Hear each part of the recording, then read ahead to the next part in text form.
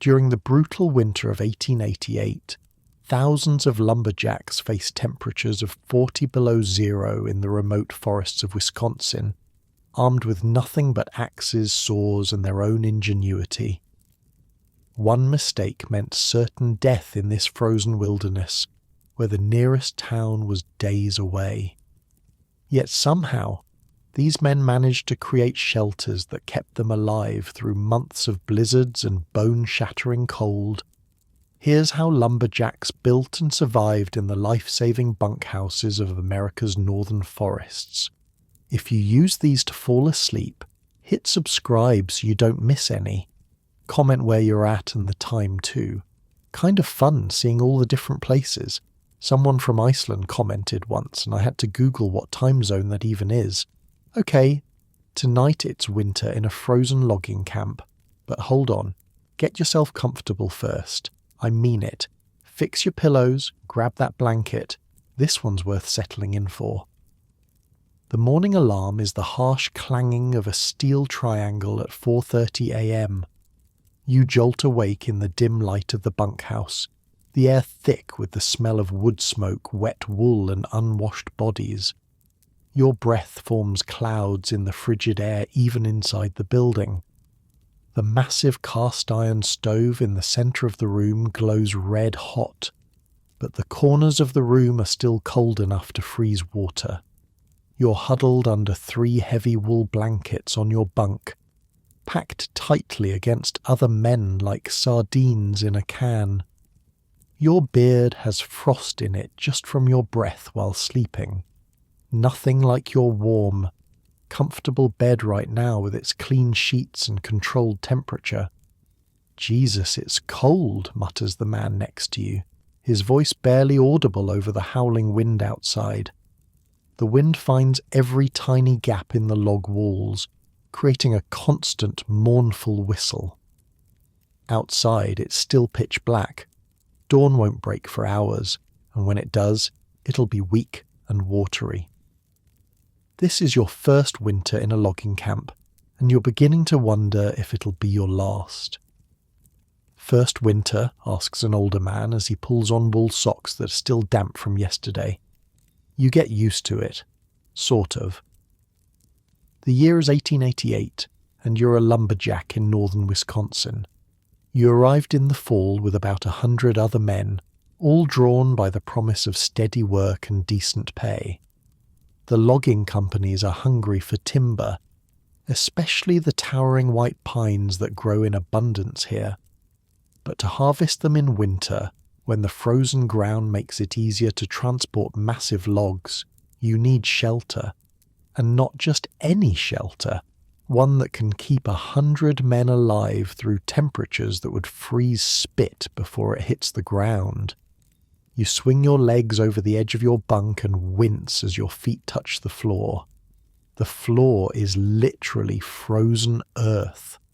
In the more permanent camps, they might put down rough planks, but here it's just packed dirt, hard as concrete. A layer of straw provides minimal insulation. Your toes immediately start to ache with cold. The bunkhouse is a massive structure, about 30 feet wide and 70 feet long. 2 rows of bunks line the long walls stacked too high, with just enough room for a man to lie down. There's no privacy, no personal space, just wool blankets and bodies generating precious heat. Up and at 'em, ladies! The foreman's voice booms through the bunkhouse. Breakfast in 10 minutes, then we're heading out. Gonna be a cold one today. You look around and think, cold one? What exactly does he think it's been so far? Wait till it hits 50 below, says the old-timer, seemingly reading your mind. This here's practically springtime. I spent like 3 weeks researching these bunkhouses. You know what was the craziest thing I found out? The fire. Keeping that fire going was literally life or death. In the centre of the bunkhouse stands the massive cast-iron stove, the beating heart of the entire operation. It's not like your modern heater with its digital thermostat and safety features. This thing is a monster. 4 feet long, 3 feet wide, and 3 feet high. Right now, it's glowing red hot, stuffed with logs. The stovepipe runs the entire length of the building before exiting through the roof, acting like one long radiator. The youngest guy in camp, maybe 16, is poking at the fire, adding another massive log. This is the chore boy, and his job might be the most important one in camp. "You sleep?" you ask him. He laughs. 2 hours at a time, gotta wake up to feed the fire through the night. Let it die, and we all might not wake up. And he's not exaggerating. At 40 below zero, a few hours without that fire would be a death sentence. The chore boy has learned to read the fire like a book, knowing exactly when to add fuel and how much. Too little, and the temperature drops dangerously. Too much, and the stove overheats, creating a fire hazard that could burn the whole place down. The smell in the bunkhouse is something else entirely. Think about this. 100 men who haven't bathed in months. Wet wool socks and long johns hanging from wires above the stove, steaming and filling the air with the smell of drying fabric. The sharp tang of pine smoke, sweat and dirt and tobacco. Your nose hasn't adjusted. You're not sure it ever will. You stand up and stretch, your muscles aching from yesterday's labour. Felling trees with a crosscut saw is brutal work, especially in this cold. Your hands are calloused and cracked, and your back feels twice as old as the rest of you. You know what the secret is? The old-timer is still talking to you as he laces up his boots. Layers. Lots and lots of layers, and never ever get wet. Wet means dead out here. He's not kidding. You've already seen what happens when someone stays wet too long in this cold. Last week, a guy named Erickson got his feet wet crossing a stream. By evening, his toes were black with frostbite. They sent him south on the next supply sleigh. Word is he lost 3 toes. "Move it! Move it!" the foreman again. "Sun's not going to wait for you lazy bastards." Not that you'll see much sun today. The sky is a flat grey ceiling pregnant with snow. The blizzard that blew in last night is still raging, the wind screaming around the eaves of the bunkhouse. The logs that form the walls creak and settle with the cold. "We working in this?" you ask no one in particular. A chorus of laughter rises from the men around you. Unless you're bleeding from your eyeballs. "You're working," says a burly man with a red beard. "Company's got quotas. Trees don't cut themselves." You grab your wool cap and pull it down over your ears. Next comes your coat, made of thick wool with a collar you can pull up around your face. Your mittens are still damp from yesterday, but you have no choice but to put them on. As you do, you notice the chapped red skin of your wrists where the cold has been nibbling away at your flesh. Outside, the world is white. The snow is piled 3 feet high around the bunkhouse, with drifts reaching nearly to the roof in places.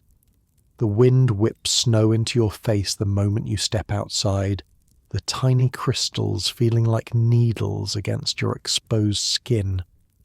The cookhouse is another log building about 50 feet away. You can see warm light spilling from its windows, and the thought of hot food is the only thing that gets your feet moving through the snow. The path between buildings has been trampled down by many boots, but the new snow is already filling it in. When you finally push open the door to the cookhouse, the warm air hits you like a physical force. Here, several massive wood-burning stoves generate enough heat to cook for 100 hungry men. The long tables are already filling up, men stomping snow from their boots and unwrapping the layers around their faces. Get it while it's hot, boys. The cook, a round man with forearms like hams, is sliding stacks of pancakes onto plates. Next to the pancakes are huge slabs of salt pork, fried until crisp. You find a space on one of the benches and sit down. A plate appears in front of you, a stack of pancakes 8 high, 1/2 pound of salt pork and a tin cup of coffee so strong it could probably dissolve a spoon if you left it in too long. "Eat up," says the man next to you. "You'll need it." He's not wrong. Lumberjacks burn through calories like a fire through dry kindling. You've heard estimates of 6,000 calories a day, and after a few weeks here you believe it. The work is physically demanding in a way that's hard to comprehend unless you've done it. Swinging axes and pulling saws through frozen wood for 12 hours a day requires fuel, and lots of it. The pancakes are basic, just flour, water, and baking powder. But when you're this hungry, they taste like heaven. The salt pork is fatty and salty, providing the energy you'll need. The coffee is bitter but hot, and you feel it warming you from the inside. "First time seeing Cookie make pancakes?" asks a grizzled man across the table. "Watch this." He nods toward the cook, who is standing in front of a griddle the size of a door. With practiced efficiency, he's pouring batter from a massive bowl, creating perfect circles across the hot surface. In minutes, he's flipped and stacked over 100 pancakes.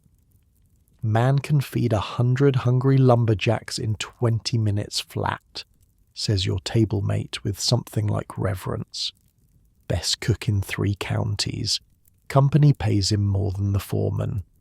That's surprising, but it shouldn't be. A good cook is worth his weight in gold in a logging camp. Men will stay through the worst conditions if the food is good. A bad cook? The camp will empty out faster than you can say flapjack. You're halfway through your stack when the foreman stands up at the head table. "All right, men, here's how it's going to go today. Blizzard's still blowing, but we've got that stand of white pine northwest of camp that needs to come down. Jensen's crew will take the lead. Peterson, your boys will handle the skidding. The rest of you know your jobs." There's a collective groan around the cookhouse. Going out in a blizzard means more than discomfort. It means danger. But the company has contracts to fulfill, and the logs need to get to the river before the spring thaw. You gulp down the rest of your coffee and prepare to head out. The warmth of the cookhouse already seems like a distant memory as you pull your cap down and brace yourself for the wall of cold waiting just outside the door. "Stay close to your partner out there," warns the old-timer as you both head for the door. Man can get lost 10 feet from the trail in weather like this. They won't find you till spring thaw. That's not an exaggeration. Every year men disappear in the woods. Sometimes they're found come spring, frozen solid, perfectly preserved like grotesque statues. Sometimes they're never found at all, just became another ghost story told around the stove on winter nights. The moment you step outside, the cold slaps you across the face like a physical blow. The wind has picked up, driving snow horizontally across the clearing. The other buildings of the camp, the office, the tool shed, the stable, are barely visible through the white haze. "Grab your saw," the foreman is shouting to be heard above the wind. "And for God's sake, stay together." You and the old-timer collect your tools from the shed. The crosscut saw is 6 feet long, with teeth designed to cut in both directions. It takes 2 men to operate it, one on each end, pulling back and forth in a rhythm that, once established, can fell enormous trees with surprising efficiency. The axes are for trimming branches and cutting the logs to length. The handles are worn smooth from years of use, the heads kept razor sharp. A dull axe is not just inefficient, it's dangerous. Your crew, about 20 men, forms a ragged line and begins trudging through the snow toward the stand of pines. The going is tough, with snow up to your knees in places. Your wool pants are already wet to the thigh, and you can feel the cold creeping in. Wet means dead, the old-timer had said. But there's no staying dry in these conditions. After what feels like hours but is probably only 40 minutes, you reach the section of forest marked for cutting. The white pines tower overhead, their trunks straight and massive. Some are over 150 feet tall, with diameters of 3 feet or more. Each one will yield hundreds of board feet of lumber, enough to build several houses. This one first, the foreman points to a particularly impressive specimen. You and the old-timer position yourselves on either side of the trunk. The first task is to make the face cut, a V-shaped notch that will determine which way the tree falls. The old-timer eyes the tree, considering wind direction and the natural lean of the trunk. "We want it to fall that way," he says, pointing. "Away from the other trees we'll be cutting, ready?" You nod, gripping your end of the saw. The old-timer is on the other side, and together you begin the rhythmic pull and push that will cut through the frozen wood. The saw bites into the bark, then the pale sapwood beneath. A fine spray of sawdust dusts the snow at your feet. The work is hard but warming. Soon, despite the brutal cold, you're sweating under your layers. This is another danger. Sweat can freeze against your skin once you stop moving, pulling away body heat just when you need it most. "Steady pace," grunts the old-timer, "don't rush it." It takes nearly an hour to make the proper cuts. Finally, the old-timer steps back. She's ready. "Timber!" The warning shout echoes through the forest.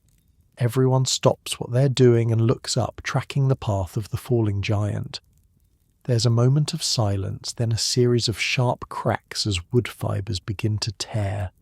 The massive trunk starts to lean, slowly at first, then gathering speed. The rush of air as it falls sounds like a freight train. When it hits the ground, the impact shakes the earth beneath your feet. One down, dozens more to go, and the day has barely begun. By midday, your muscles are screaming. The cold has wormed its way into every crack in your clothing, every exposed bit of skin. Your beard is frozen solid, and your eyelashes are crusted with ice from your own breath. But the work continues. Tree after tree falls, and then comes the even harder work of trimming branches and cutting the trunks into manageable sections that can be skidded back to camp by the team of oxen. Lunch is eaten where you stand.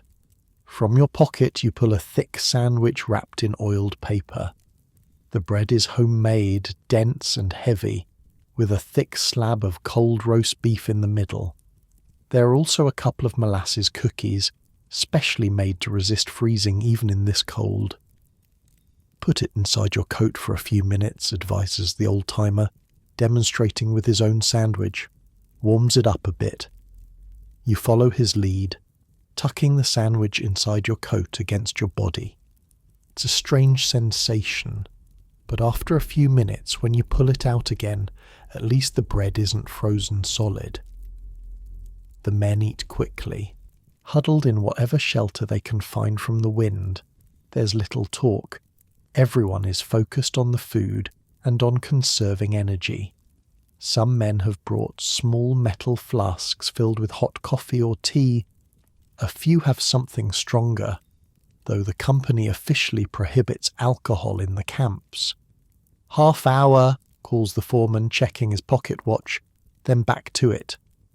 You finish your sandwich and cookies, brushing crumbs from your beard.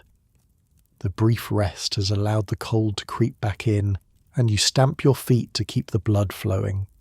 Your toes are numb, and you wiggle them inside your boots, hoping to feel something.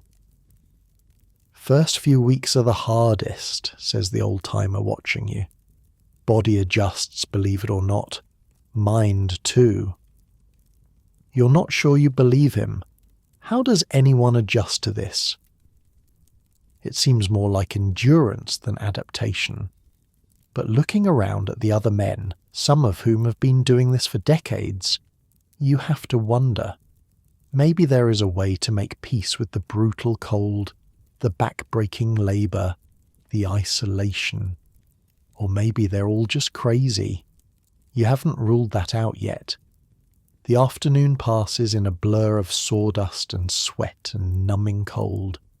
By the time the foreman calls an end to the day, you've felled and processed over a dozen massive pines. The logs will be skidded back to camp over the next few days, then stockpiled until they can be floated downriver during the spring log drive. The walk back to camp feels twice as long as the morning journey. Every step is an effort, your legs like lead, your lungs burning from the cold air. The only thing keeping you going is the thought of the bunkhouse stove and hot food. Dusk is falling as you finally stumble back into the clearing where the camp buildings huddle against the wilderness. Smoke rises from the cookhouse chimney, and light spills from the windows of the bunkhouse. Never has such a rough place looked so much like heaven. Your first stop is the bunkhouse. You need to get out of your wet clothes before heading to supper. Inside, the stove is roaring, and the air is thick with steam from wet wool and human bodies. Men are stripping off layers, hanging socks and mittens on the lines strung above the stove. "Rough one today," comments a man already in dry clothes. He's sitting on the long bench that runs the length of the room, what they call the deacon seat. It's where men gather in the evening to talk, smoke, and repair their gear. You just nod, too tired for words. You peel off your frozen outer layers, wincing as your fingers, thawing in the heat, begin to tingle painfully. You change into your only other set of clothes, nearly identical to the ones you just took off but dry. The wet ones go up on the line where they'll hopefully dry before tomorrow. "Supper bell's about to ring," says the man on the deacon seat. "Better hurry if you want anything hot." As if on cue, the clang of the cook's triangle sounds across the camp. There's an immediate stampede for the door, men pushing and jostling good-naturedly. No one wants to miss out on the best part of the day, the evening meal. The cookhouse is a wall of heat and noise after the quiet cold of outside. Men crowd around the long tables, talking and laughing as they wait for the food. The events of the day, the trees that gave trouble, the close calls, the jokes played on the greenhorns, are recounted and embellished. Tonight's meal is a feast by logging camp standards. Roast beef, mashed potatoes swimming in gravy, baked beans, fresh bread with butter, and for dessert, apple pie. The portions are enormous. Each man gets over a pound of meat and 2 pounds of potatoes, plus all the bread and beans he can eat. You fall on the food like a starving wolf, suddenly aware of the hollow pit in your stomach. The day's work has burned through your breakfast and lunch as if they never happened. The meat is tender, the gravy rich, the potatoes creamy. The cook may not have much to work with, but he knows how to make it taste good. "Save room for pie," advises the red-bearded man sitting across from you. "Cookie's apple pie is worth saving room for." He's right. The pie, when it comes, is still warm from the oven, the crust flaky, the filling sweet and spiced with cinnamon. Each man gets an entire pie to himself, not a slice, but a whole small pie, about 6 inches across. In a world where sugar is a luxury, this is decadence. After supper, with bellies full and the worst of the day's fatigue pushed back, most men return to the bunkhouse. Some will head straight to their bunks to sleep, especially those who've drawn the early morning shifts. Others gather on the deacon seat for what passes as social time in a logging camp. Back in the bunkhouse, the stove has been built up to a roaring blaze. The chore boy is carefully adding logs, making sure it will burn through the night. Around the stove, men are engaged in various activities. Some are playing cards, betting with matchsticks or pennies. Others are mending clothes or repairing tools. A few are writing letters home, their rough hands awkward around pencils. In one corner a man has taken out a fiddle and is tuning it. Another has a harmonica. Music is an important part of bunkhouse life, one of the few entertainments available in the isolated winter camps. You find a spot on the deacon seat and sink down with a groan. Every muscle in your body aches. Your hands are blistered despite your gloves, and your feet throb painfully as they warm up. First day's the worst, says the old-timer settling beside you. Second day's worse. After that it gets better. Sort of. The fiddler strikes up a lively tune, and the man with the harmonica joins in. Someone starts singing, a song about a lumberjack and a farmer's daughter that gets progressively more bawdy with each verse. Men laugh and join in on the chorus. For a moment, sitting here in the warmth with a full belly and music in the air, the brutal reality of the logging camp recedes. These men have created something remarkable here, a pocket of humanity in the midst of an unforgiving wilderness. The bunkhouse, rough as it is, stands between them and certain death in the frozen forest. And somehow, against all odds, they're not just surviving, they're living. Tomorrow will bring another day of brutal cold and back-breaking labour.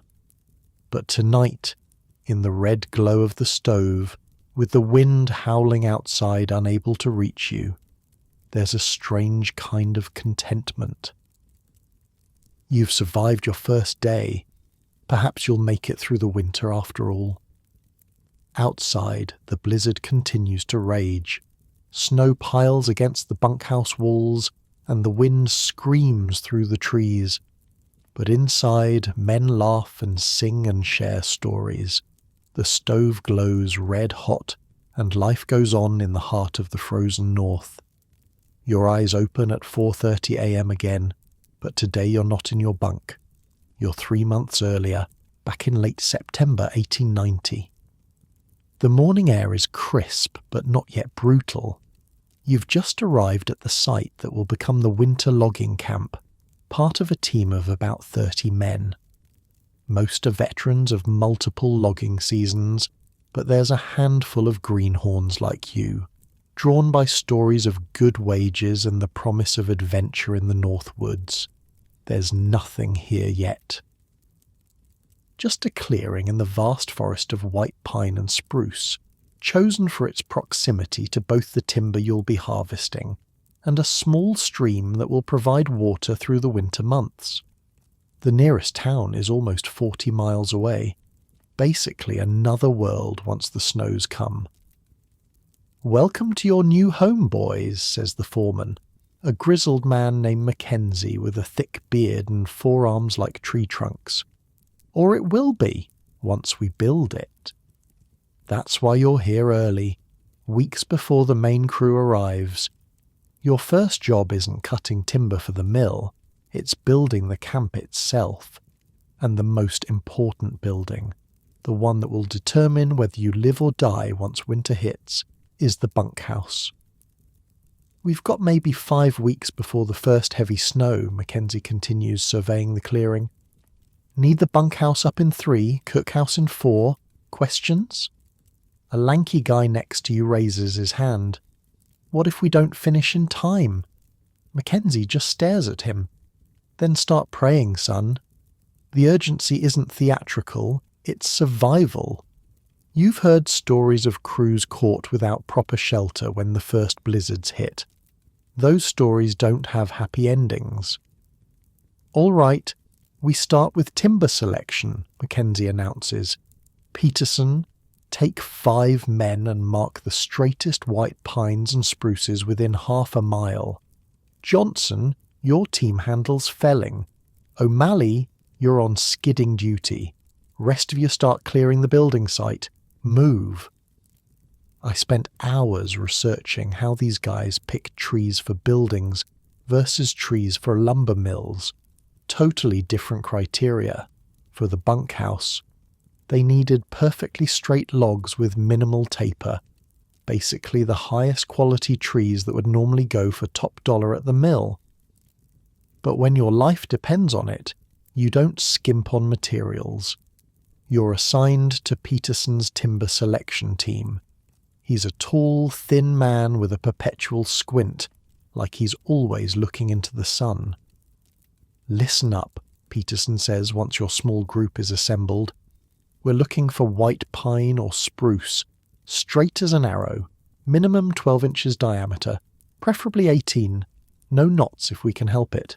No rot, no insect damage." "How do we check for rot?" you ask. Peterson pulls a small hammer from his belt. You knock on it. Solid wood rings. Rot sounds dull. Dead.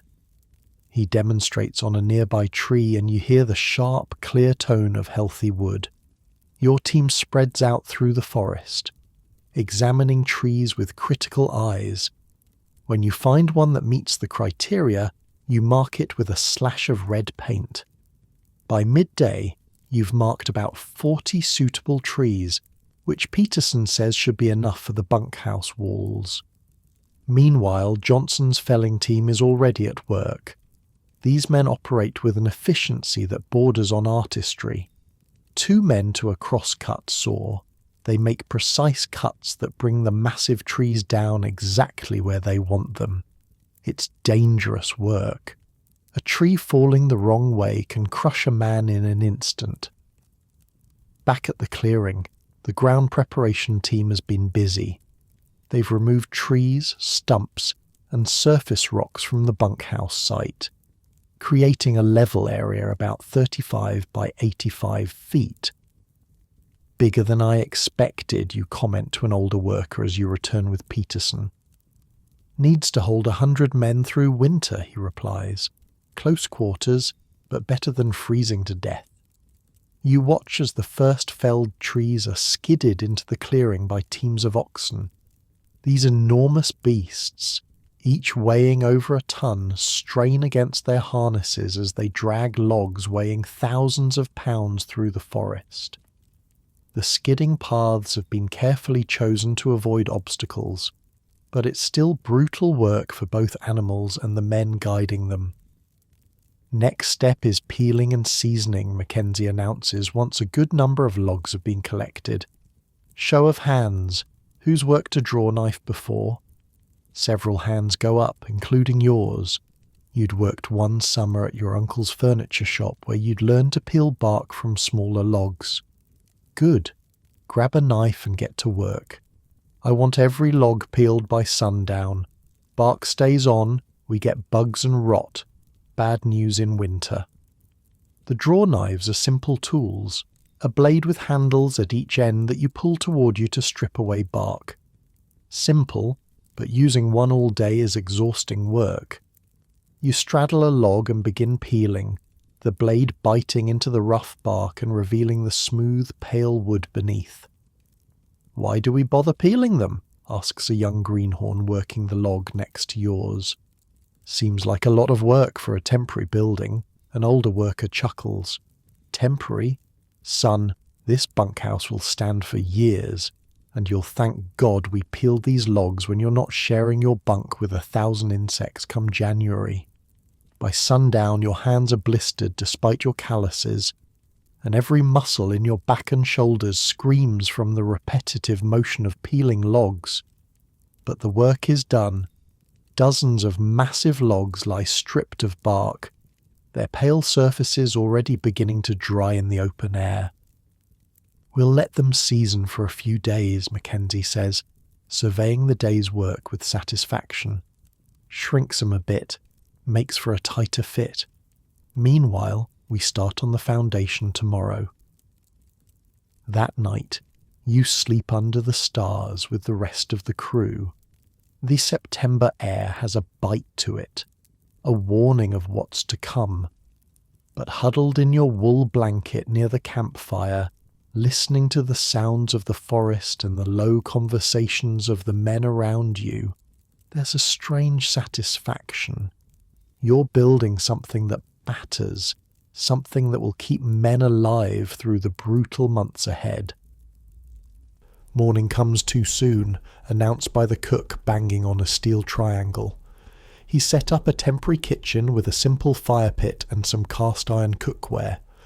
Breakfast is a mountain of flapjacks and salt pork, washed down with strong black coffee. Nobody complains about the rough conditions. Everyone knows this is just temporary until the proper cookhouse is built. Foundation day, Mackenzie announces once everyone is fed. Hardest damn part of the whole operation.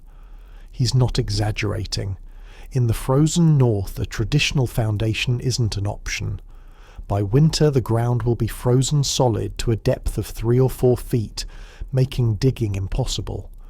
The solution is both ingenious and incredibly labour-intensive.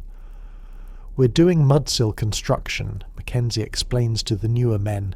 Need 20 flat stones, each about 2 feet across, 300 pounds minimum. Seeing your confused expression, an older worker named Schmidt leans over. It's like this. We place the stones on the ground around the perimeter, 8 feet apart. First course of logs sits on these stones, keeps the wood off the ground, prevents rot. Finding suitable stones means combing the surrounding forest and stream beds. When a potential foundation stone is located, it takes 4 men with wooden poles to lever it onto a skid and then have the oxen drag it back to the building site. Hang on, you say to Schmidt as you help wrestle a particularly stubborn stone onto a skid. Won't these stones shift when the ground freezes and thaws? Schmidt grins. Now you're thinking like a builder. Yes, they'll shift some. That's why we use such big ones. More stable.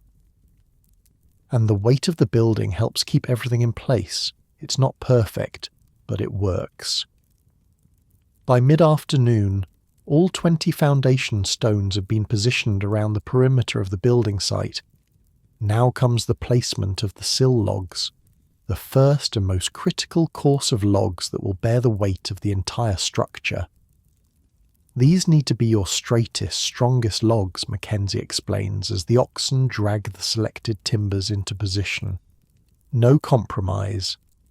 The sill logs are massive, at least 20 inches in diameter and perfectly straight for their entire 30-foot length. Watching the men maneuver them into position on top of the foundation stones is like watching a choreographed dance, albeit one where a mistake could crush someone's leg or worse. We'll use a saddle notch for the corners, Mackenzie tells the crew as the first logs are positioned. Simple, strong, and any idiot can cut one if they're shown how. The saddle notch is exactly what it sounds like. A curved notch cut into the bottom of one log to fit snugly over the top of the log beneath it. But the simplicity of the concept belies the skill required to execute it properly. Depth of the notch needs to be about 1/4 of the log diameter, explains a carpenter named Miller as he demonstrates the technique. Too shallow, the joint's weak. Too deep, you compromise the structural integrity of the log. The notching is done with axes and adzes, tools that are lethal in inexperienced hands. You're paired with Schmidt to work on notching one corner of the bunkhouse. He's patient but exacting, showing you how to shape the notch to create a tight fit. See how I'm cutting it? Follow the curve of the log below. Make it snug. Winter wind finds any gap, no matter how small. It takes your team most of the afternoon to complete the notches for just the first course of logs. As the sun begins to set, Mackenzie inspects each corner, occasionally ordering adjustments where the fit isn't tight enough. Not bad for the first day, he concedes, which from him is high praise. Tomorrow we start building up the walls, real test of your notching skills. That night, muscles aching from the unaccustomed labour, you sit by the fire with Schmidt and a few others. The talk turns to previous winters in logging camps, and the stories make your stomach knot with anxiety. Winter of 88. Thermometer hit 50 below, says an older logger named Erickson. Found a man frozen solid just 20 yards from the bunkhouse. Got disoriented in a whiteout, wandered in circles till he fell. Didn't find him till morning. That the same winter the Johnson Creek camp lost their stovepipe, asks another man. Erickson nods grimly. Collapsed under snow weight. Filled the bunkhouse with smoke. Had to evacuate in the middle of a blizzard. Lost 8 men that night. You stare into the fire, suddenly very aware of how critical your current work is. You're not just building a shelter, you're building a fortress against death itself. That's why we don't cut corners, Schmidt says quietly, seeming to read your thoughts. That's why Mackenzie's such a hard-ass about every notch, every log. When it's 40 below and the wind's howling, you'll be damn glad we took our time now. The next few days establish a rhythm. Wake at dawn, eat a quick breakfast, then work on the bunkhouse walls until twilight, stopping only for a brief midday meal. The walls grow higher as course after course of logs is added, each requiring careful notching and fitting. As the walls rise, you develop a newfound respect for the skilled builders among you. Men like Schmidt and Miller seem to have an intuitive understanding of how logs should fit together, how to compensate for irregularities, how to create a structure that's both strong and relatively airtight. Trick is working with the logs, not against them, Schmidt explains as he helps you fit a particularly troublesome log into place. Every tree's different. Gotta let the wood tell you where it wants to go. By the end of the first week, the bunkhouse walls stand nearly complete, about 8 feet high all around. Now comes one of the most crucial steps, chinking. Chinking's what keeps you alive in January, Mackenzie announces. Any gaps between logs, wind gets through, heat gets out, you freeze to death. Simple math. The chinking process is an art form in itself. First, long strips of sphagnum moss are stuffed into the gaps between logs. This moss, gathered from wet areas of the forest, has natural antiseptic properties and excellent insulating qualities. Over this, a mortar made from clay-rich soil mixed with chopped straw is applied, creating an airtight seal. In the coldest camps, they'd add a layer of pine pitch over the chinking, Schmidt tells you as you work side by side stuffing moss into gaps. Waterproof barrier. Might do that here if the winter's looking especially harsh. The chinking process takes 2 full days, with every man pitching in. It's meticulous work, ensuring that every crack and crevice is sealed against the coming cold. By the end, your fingers are raw from pushing moss into gaps, and you're covered from head to toe in clay mortar. Not pretty, but it'll keep the wind out, Mackenzie says, inspecting the completed chinking. Now for the really tricky part, the roof. The roof is the most critical part of the entire structure. It needs to support several feet of snow while keeping the interior dry. The design is a simple gable, but executing it requires both strength and precision. First comes the ridge beam, the backbone of the entire roof system. It's a massive log, almost 24 inches in diameter and running the full 80-foot length of the building. Just getting it into position requires the entire crew, plus both teams of oxen. Careful, careful, Mackenzie shouts, as the massive beam is slowly raised into position. Drop that thing, someone's getting crushed! The ridge beam is supported by a series of vertical posts called king posts, spaced every 12 feet along the length of the building. Once the ridge beam is secure, the rafters can be added. These are smaller logs, about 8 to 10 inches in diameter, that run from the ridge beam down to the top of the wall. Each rafter needs to be notched twice, Miller explains to your team. Once to fit over the ridge beam, once to fit over the top log of the wall. The notching is precise work and there's no room for error. A poorly fitted rafter could shift under snow load, potentially causing the entire roof to fail. You work with particular care, measuring twice before making any cut. Once all the rafters are in place, spaced 24 inches apart, the next step is the roof decking. This consists of rough sawn planks, typically 1 inch thick and 12 inches wide, laid perpendicular to the rafters. Where'd these come from, you ask Schmidt, noting that these are the first processed lumber you've seen in camp. Brought 'em in with us, he replies. Some things you can't improvise on site, need proper sawmill for planks. The planks are nailed in place with square cut iron nails, creating a solid surface over the rafters. Next comes a layer of birch bark, laid as a moisture barrier. Birch bark is naturally waterproof and flexible enough to conform to the irregular surface of the planks. Used to be all they had, Schmidt comments as you help lay the birch bark. Before tar paper came along, Indians used it for canoes, you know, completely waterproof if you lay it right. Over the birch bark goes a layer of tar paper, a relatively new invention that creates a flexible, waterproof membrane. The tar paper is laid in overlapping courses, starting at the bottom edge of the roof and working upward, with each course overlapping the one below by at least 6 inches. Final touch, Mackenzie announces once the tar paper is complete. Sod layer. This surprises you. Sod? On a roof? Schmidt chuckles at your confusion. Insulation and weight. Keeps heat in. Holds the tar paper down in high winds. The sod is cut from a nearby meadow in squares about 18 inches across and 6 inches deep. These heavy pieces are passed hand to hand up to the roof, where they're carefully laid to create a smooth, even surface. The weight of the sod, about 80 pounds per square foot, helps secure everything beneath it. Some camps add cedar shingles on top of the sod, Schmidt tells you as you position another square of earth. Makes it last longer.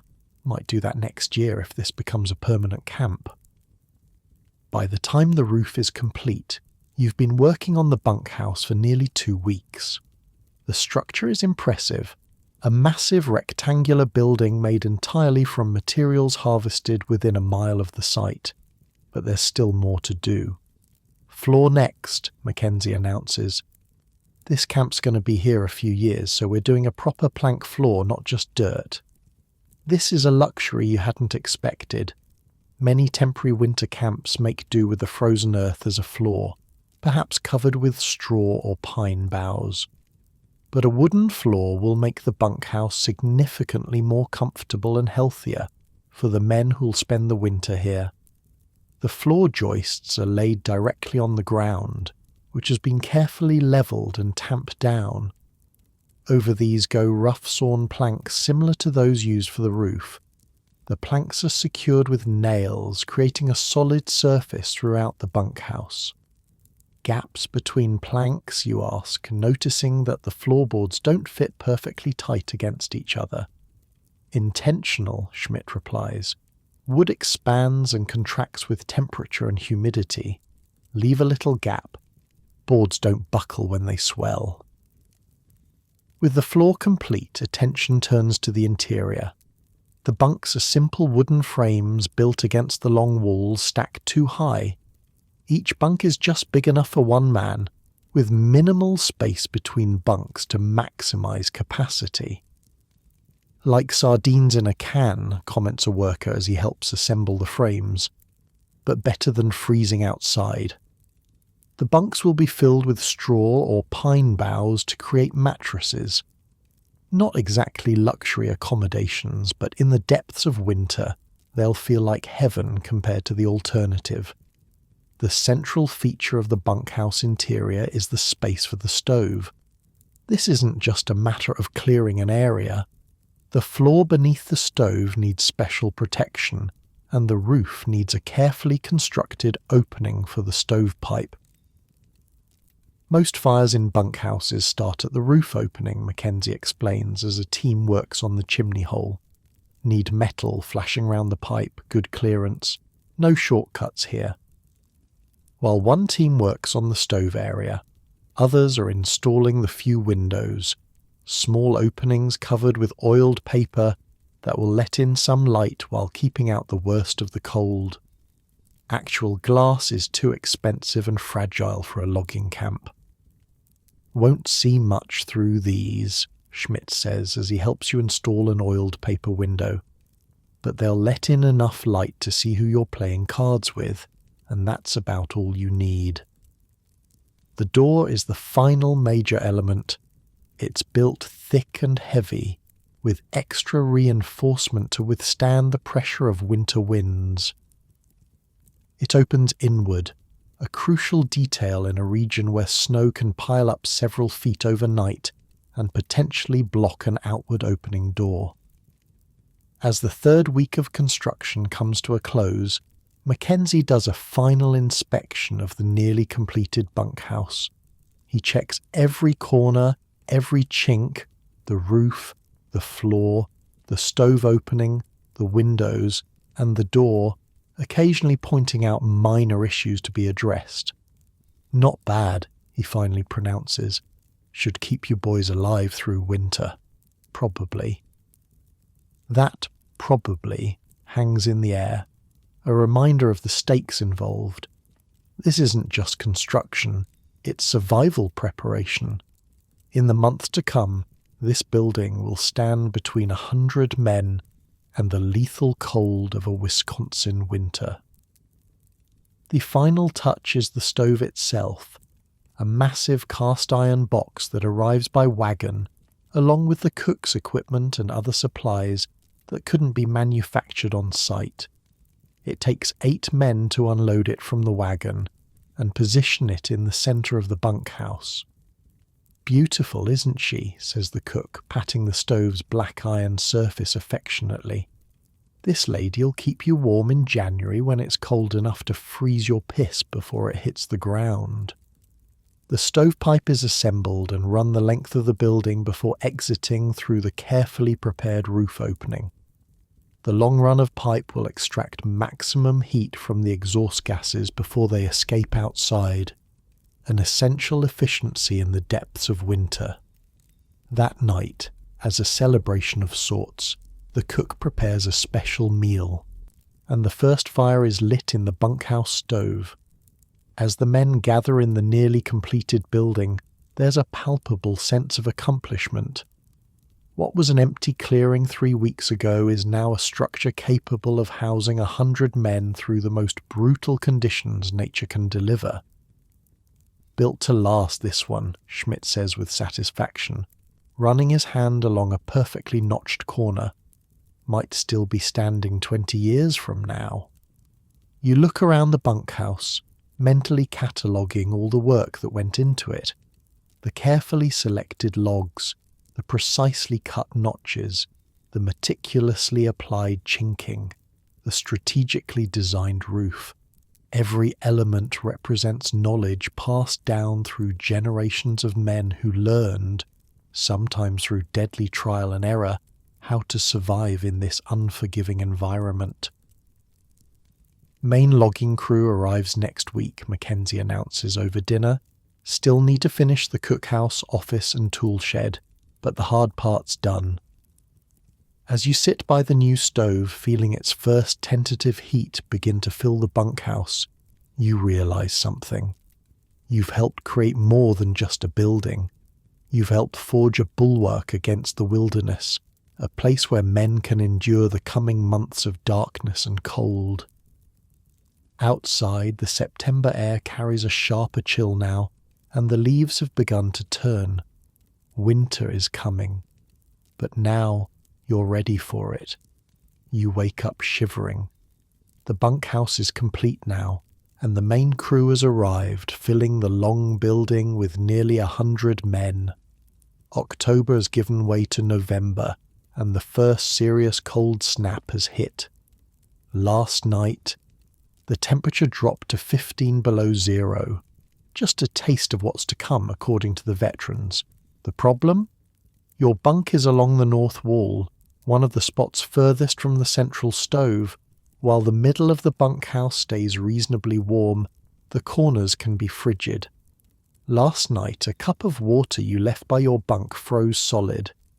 "Trade you bunks," says a large Finnish lumberjack named Isaacson when he sees you shivering.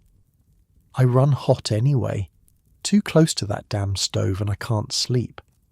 You're surprised by the offer but grateful. "You sure?" He nods. "Been doing this 15 years. Know how to stay warm anywhere. You're new. Take the warmer spot while you figure things out." This is your first lesson in bunkhouse survival. The community takes care of its own. Veterans look out for greenhorns, teaching them the countless small skills needed to stay alive through the winter months. It's not charity, it's practical. A man who freezes to death or loses fingers to frostbite can't work, and in a logging camp everyone needs to pull their weight. Moving your meagre belongings to the new bunk closer to the stove takes all of 2 minutes. You don't own much. Some extra clothes, a few personal items, a small photo of your family. The logging company provides the tools of the trade. "Smart move, letting Isaacson take that corner," comments Schmidt as he laces up his boots for the day.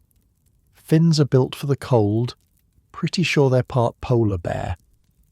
Isaacson, overhearing, just laughs. "We're born in the cold, die in the cold, might as well get comfortable with it." The real expert on cold survival, though, turns out to be the chore boy, 16-year-old Danny, whose job is maintaining the bunkhouse stove around the clock. You watch him one morning as he tends the fire with practiced precision. I talked to this historian who spent his career studying these camps, and he told me that in many ways the chore boy was the most important person in camp.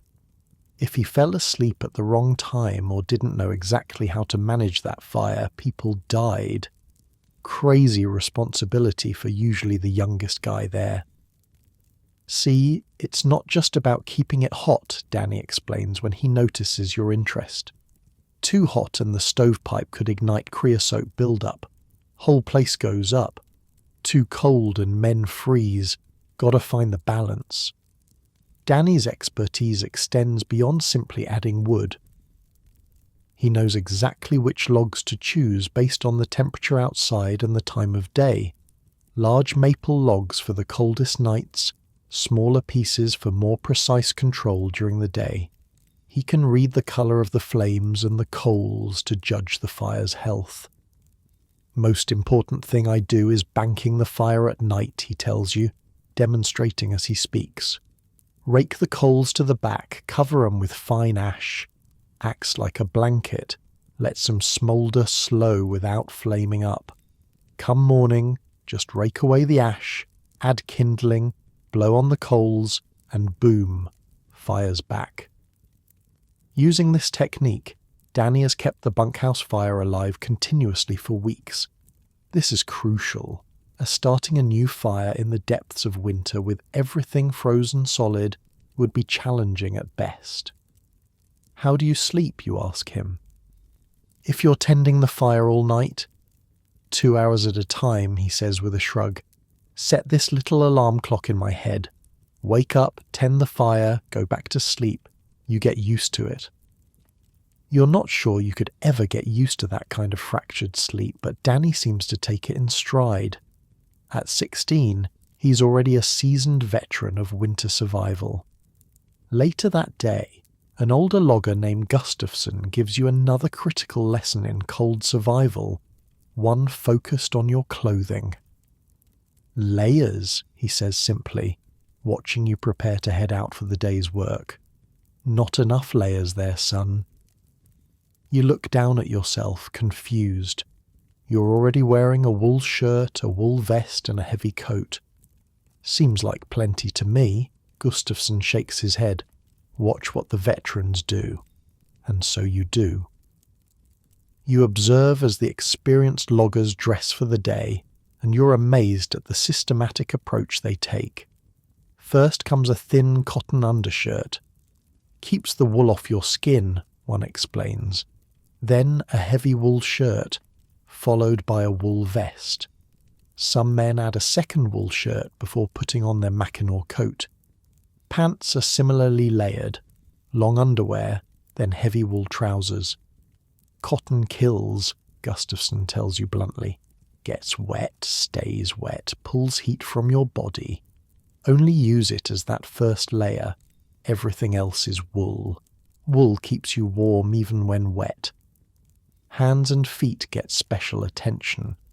Most men wear 2 pairs of socks, a thin cotton pair underneath thick wool ones. Boots are greased regularly with a mixture of beeswax and tallow to keep them water resistant. Hands get the same treatment, thin cotton gloves covered by heavy mittens. Why mittens instead of gloves, you ask Gustafson. Fingers keep each other warm in mittens, he replies. Simple math. More skin touching skin. More heat stays where you need it. Headwear is equally crucial. Wool caps pulled low, often with ear flaps that can be tied down in the worst weather. Some men wrap woolen scarves around their lower faces to warm the air before it hits their lungs. Breathe through your nose when it's really cold, advises another veteran. Mouth breathing in 40 below will freeze your lungs. Bad way to go.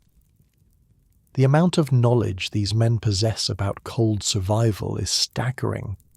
Every piece of their clothing, every habit they've formed, is the result of generations of hard-won experience, often paid for in frostbitten fingers and toes, or worse.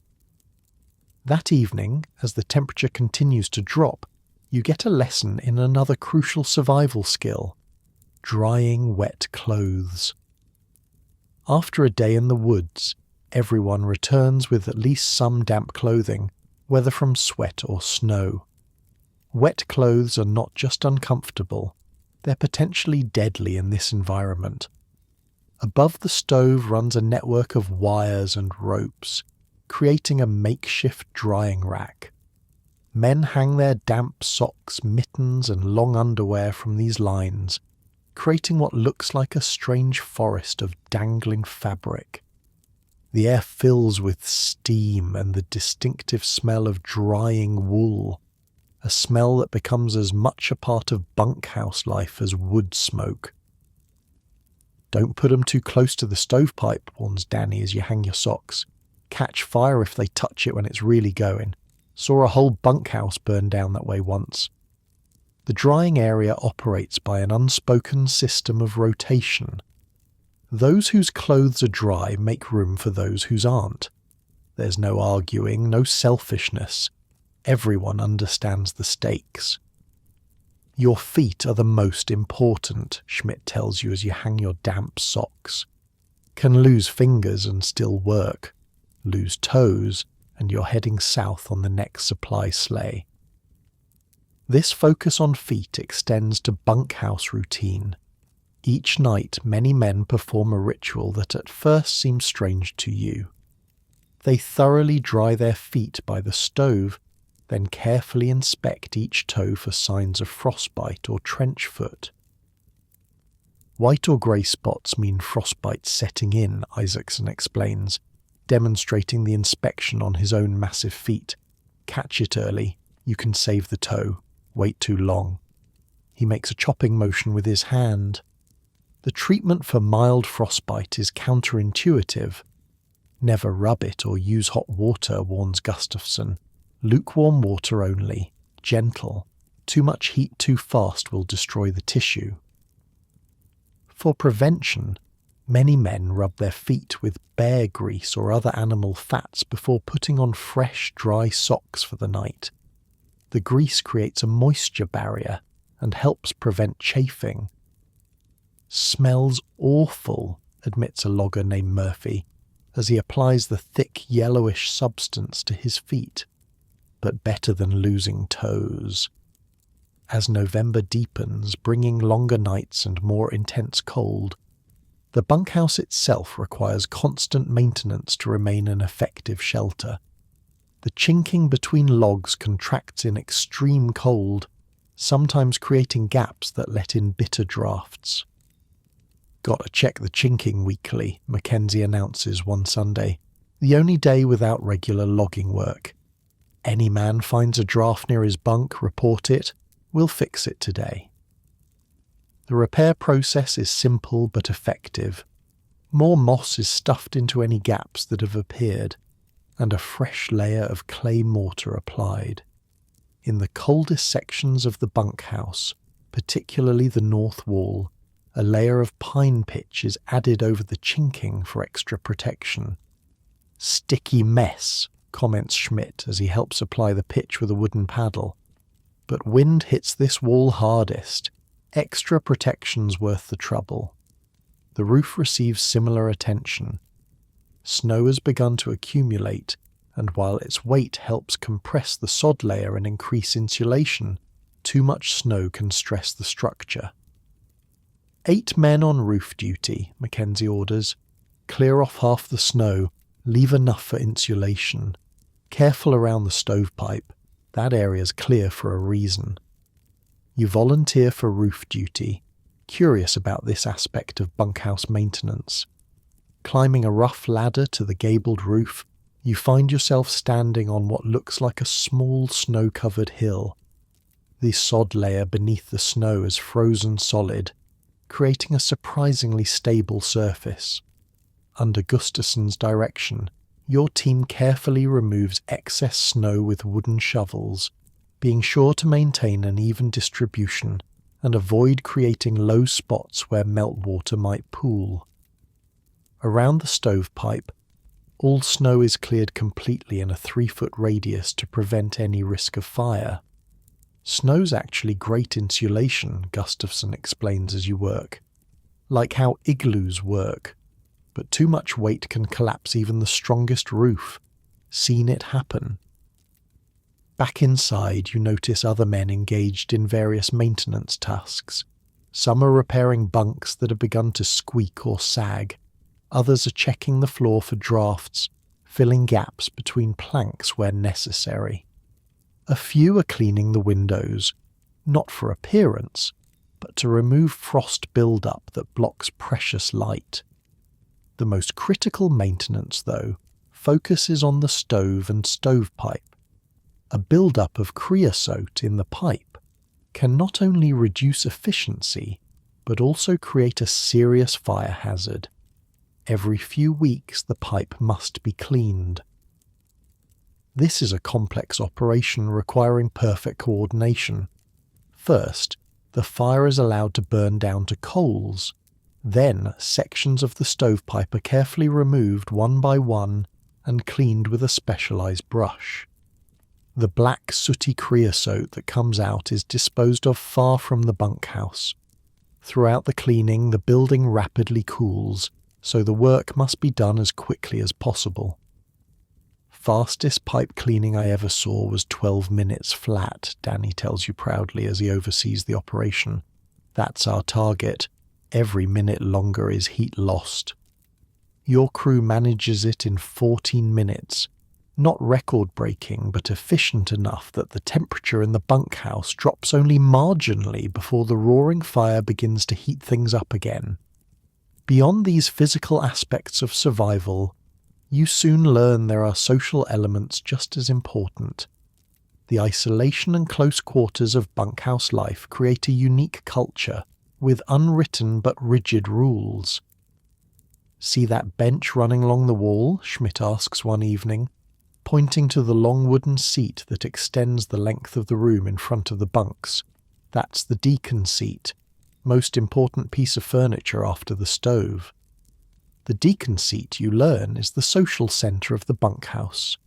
In the evenings, after supper, men gather here to talk, mend clothes, repair tools, play cards, or simply rest. There's an unspoken hierarchy to who sits where. The veterans claim the prime spots closest to the stove, while newcomers take what's left. "Why is it called a deacon seat?" you ask. Schmidt shrugs.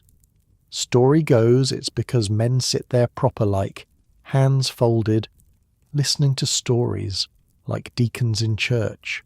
Probably bull, but that's what they say.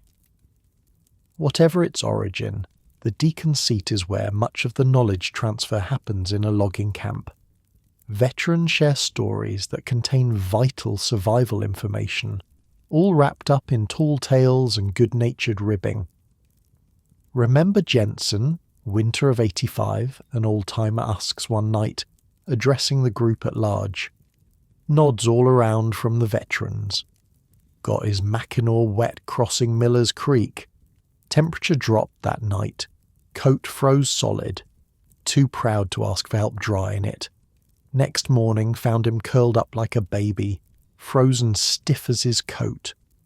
The old-timer shakes his head.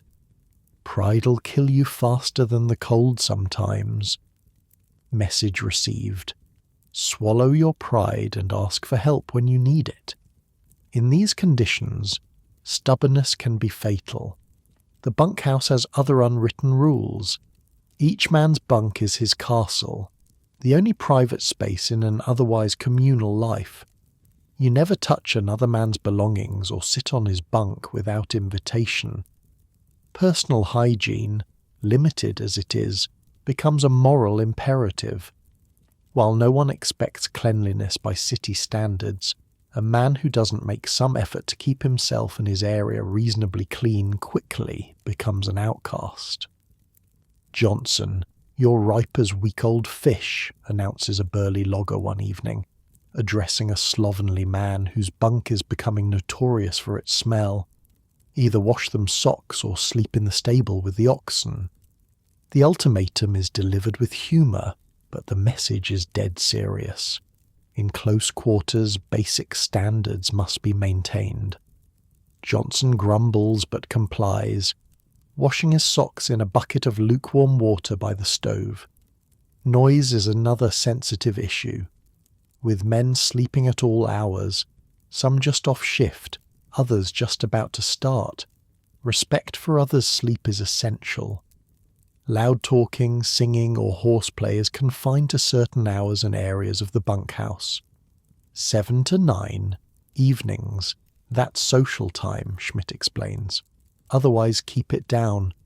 Man who wakes up the wrong crew might find his boots mysteriously frozen solid overnight.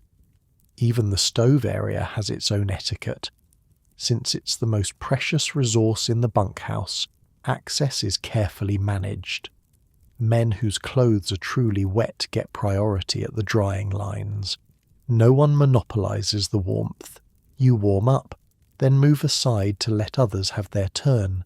One evening, as a howling blizzard shakes the bunkhouse walls, you join a group on the deacon seat listening to Isaacson, the Finnish logger, explain the concept of sisu.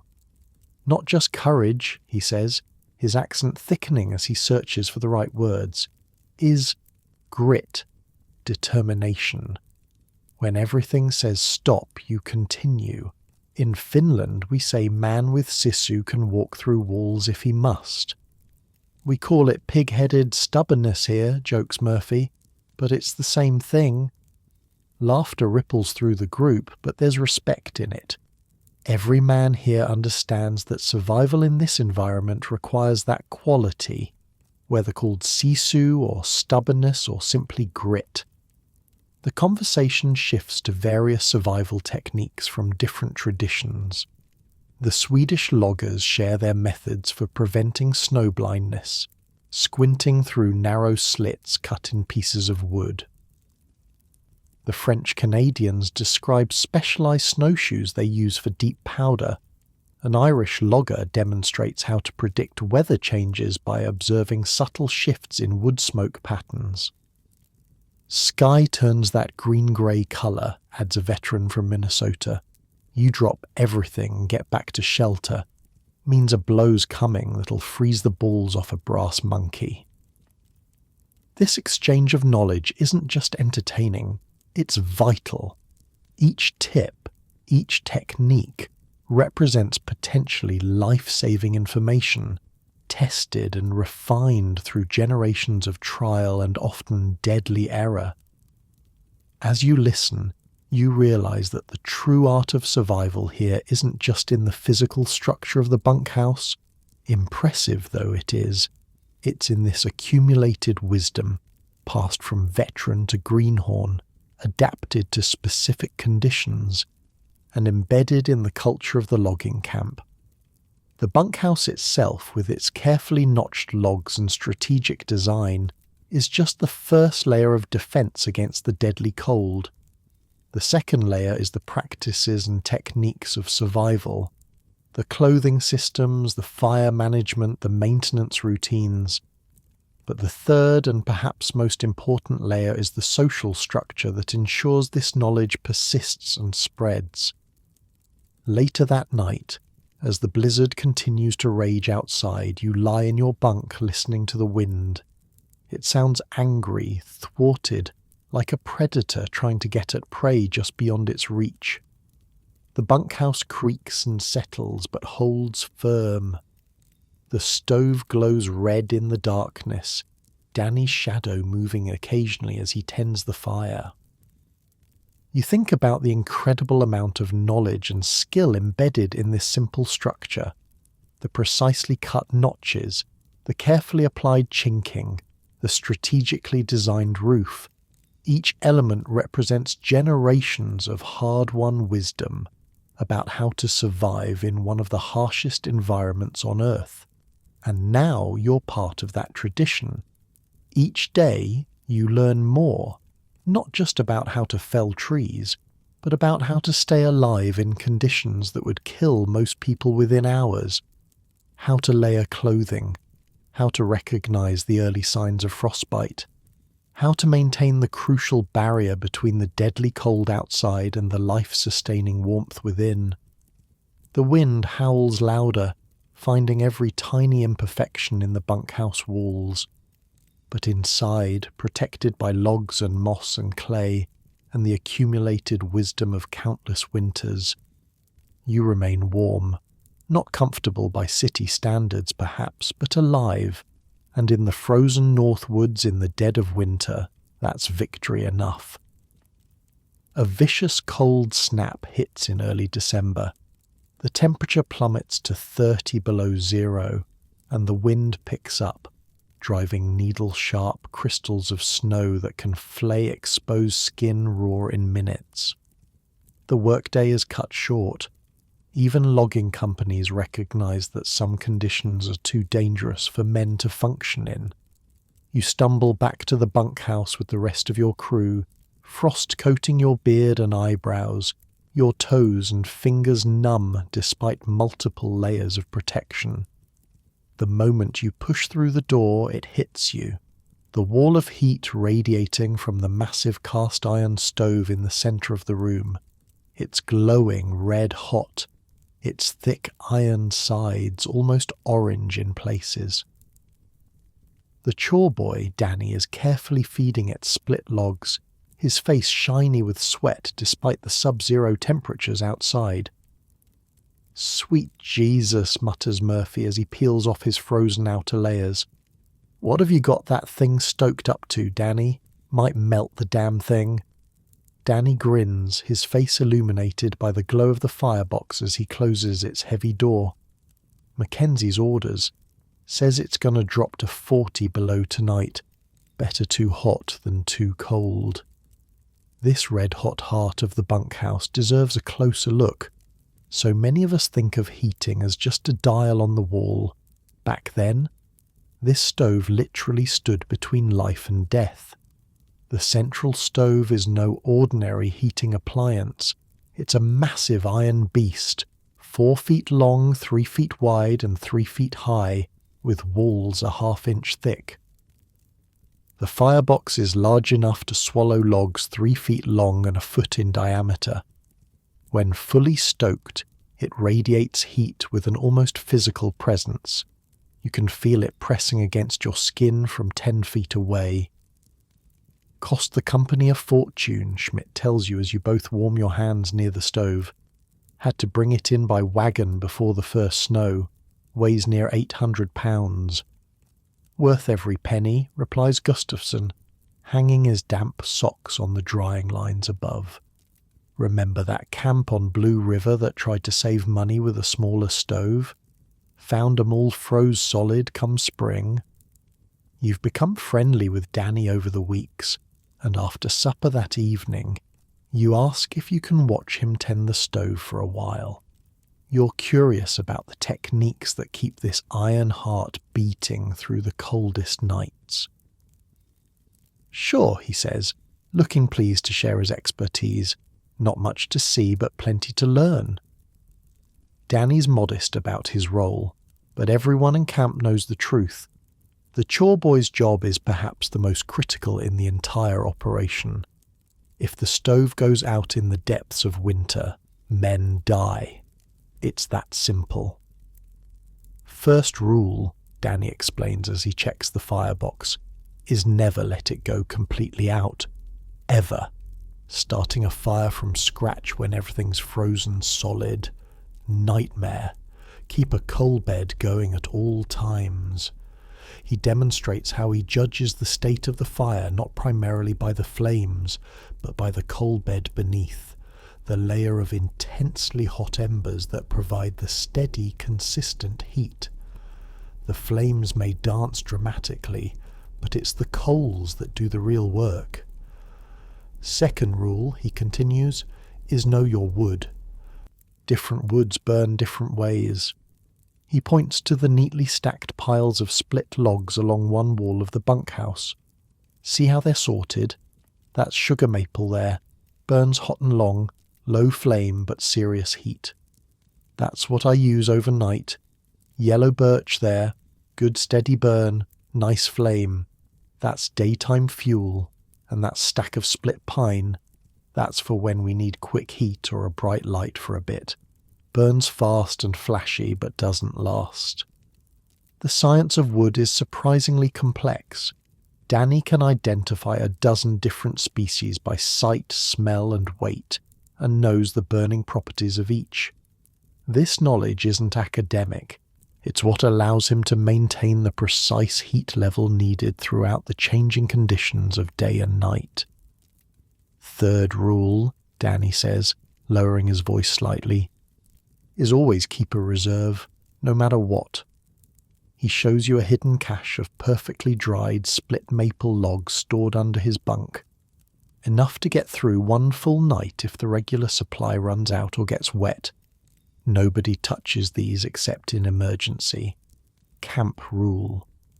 The existence of this emergency supply speaks volumes about the critical importance of the stove. In a world where every cubic foot of the bunkhouse is precious space, dedicating room to an emergency wood cache is a significant commitment. Fourth rule is know the weather. Danny nods toward the small oiled paper window, now completely covered with frost on the outside. Colder it gets outside, more wood we burn. Wind makes a difference too, drives cold air through every tiny gap.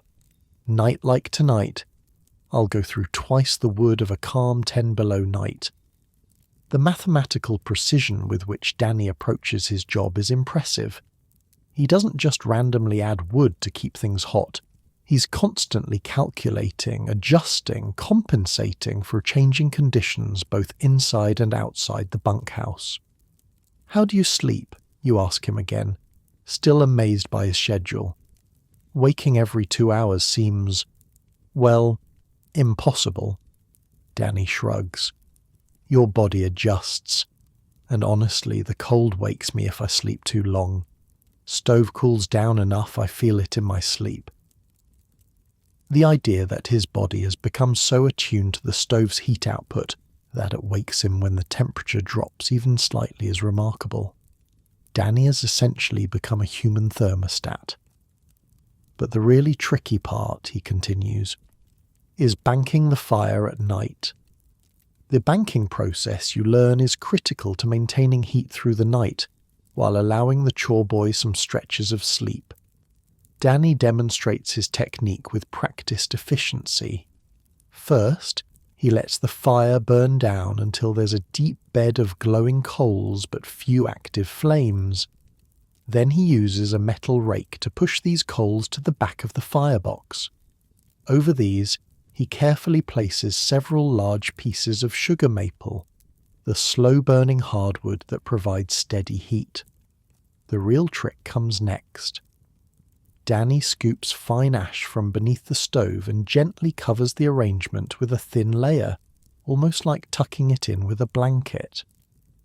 Ash insulates, he explains. Lets the wood smoulder real slow without flaming up.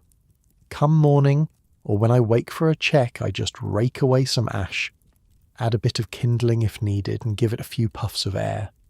He demonstrates this last part, blowing gently on a section of exposed embers until they glow brighter and small flames begin to lick around the wood. Whole art to it, Danny says with justified pride. Do it right. Fire lives for weeks without ever going fully out. Do it wrong. He trails off, but the implication is clear. As the evening deepens and the temperature continues to drop, you begin to notice how the stove affects the social geography of the bunkhouse.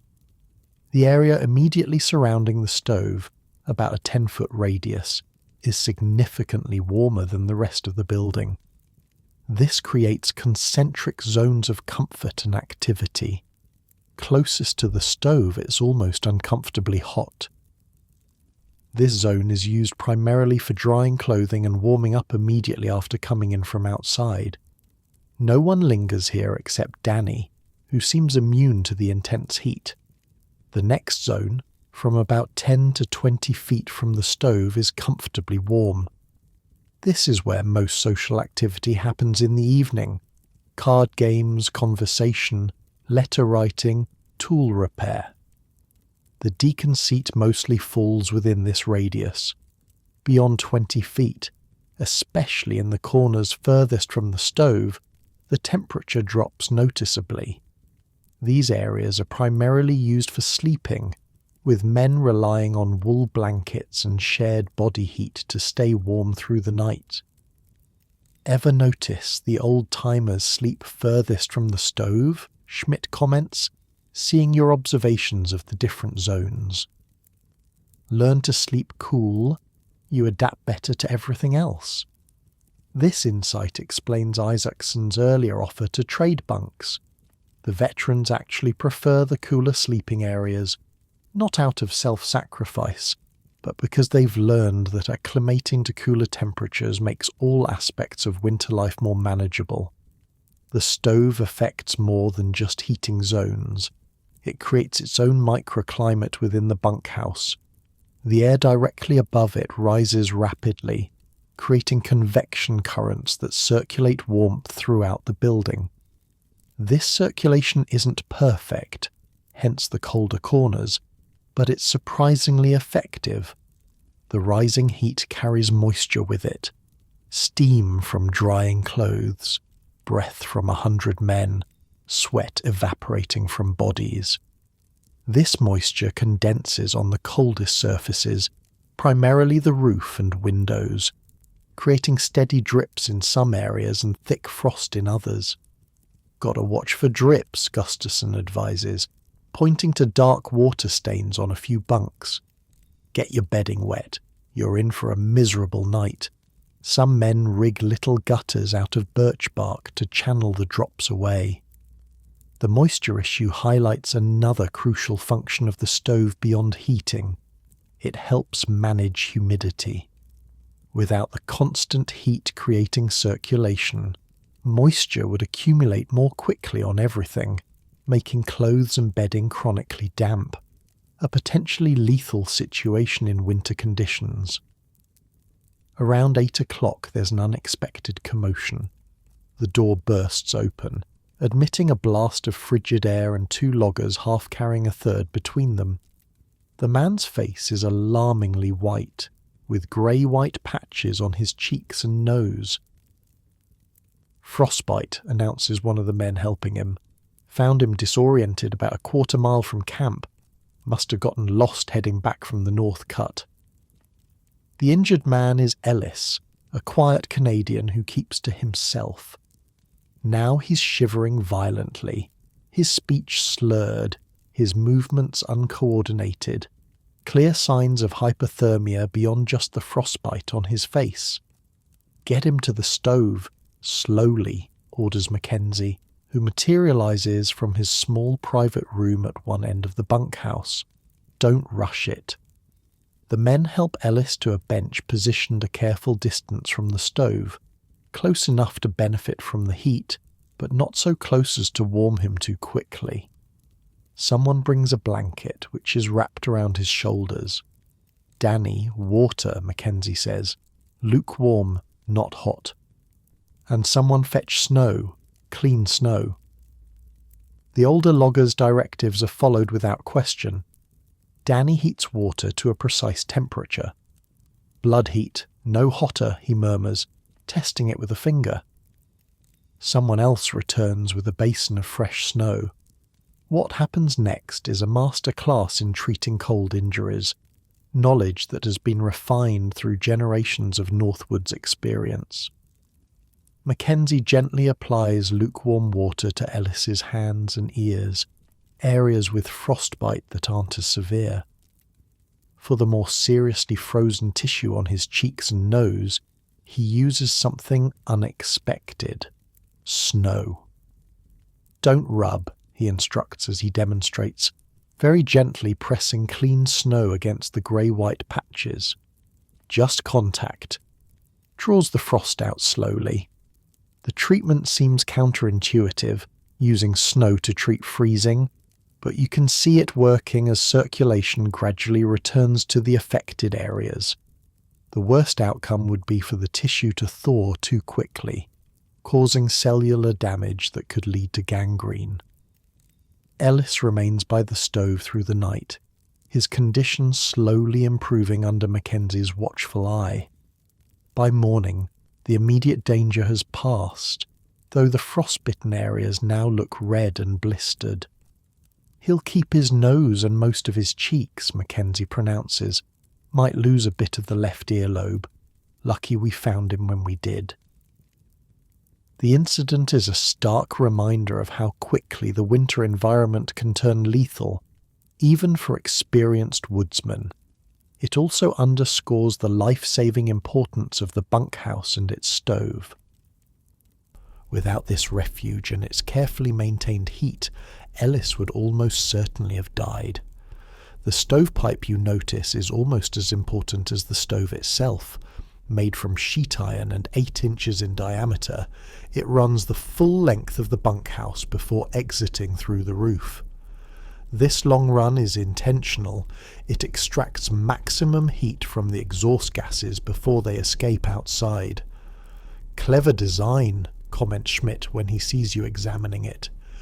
"Stovepipes like having a second heater running the length of the building.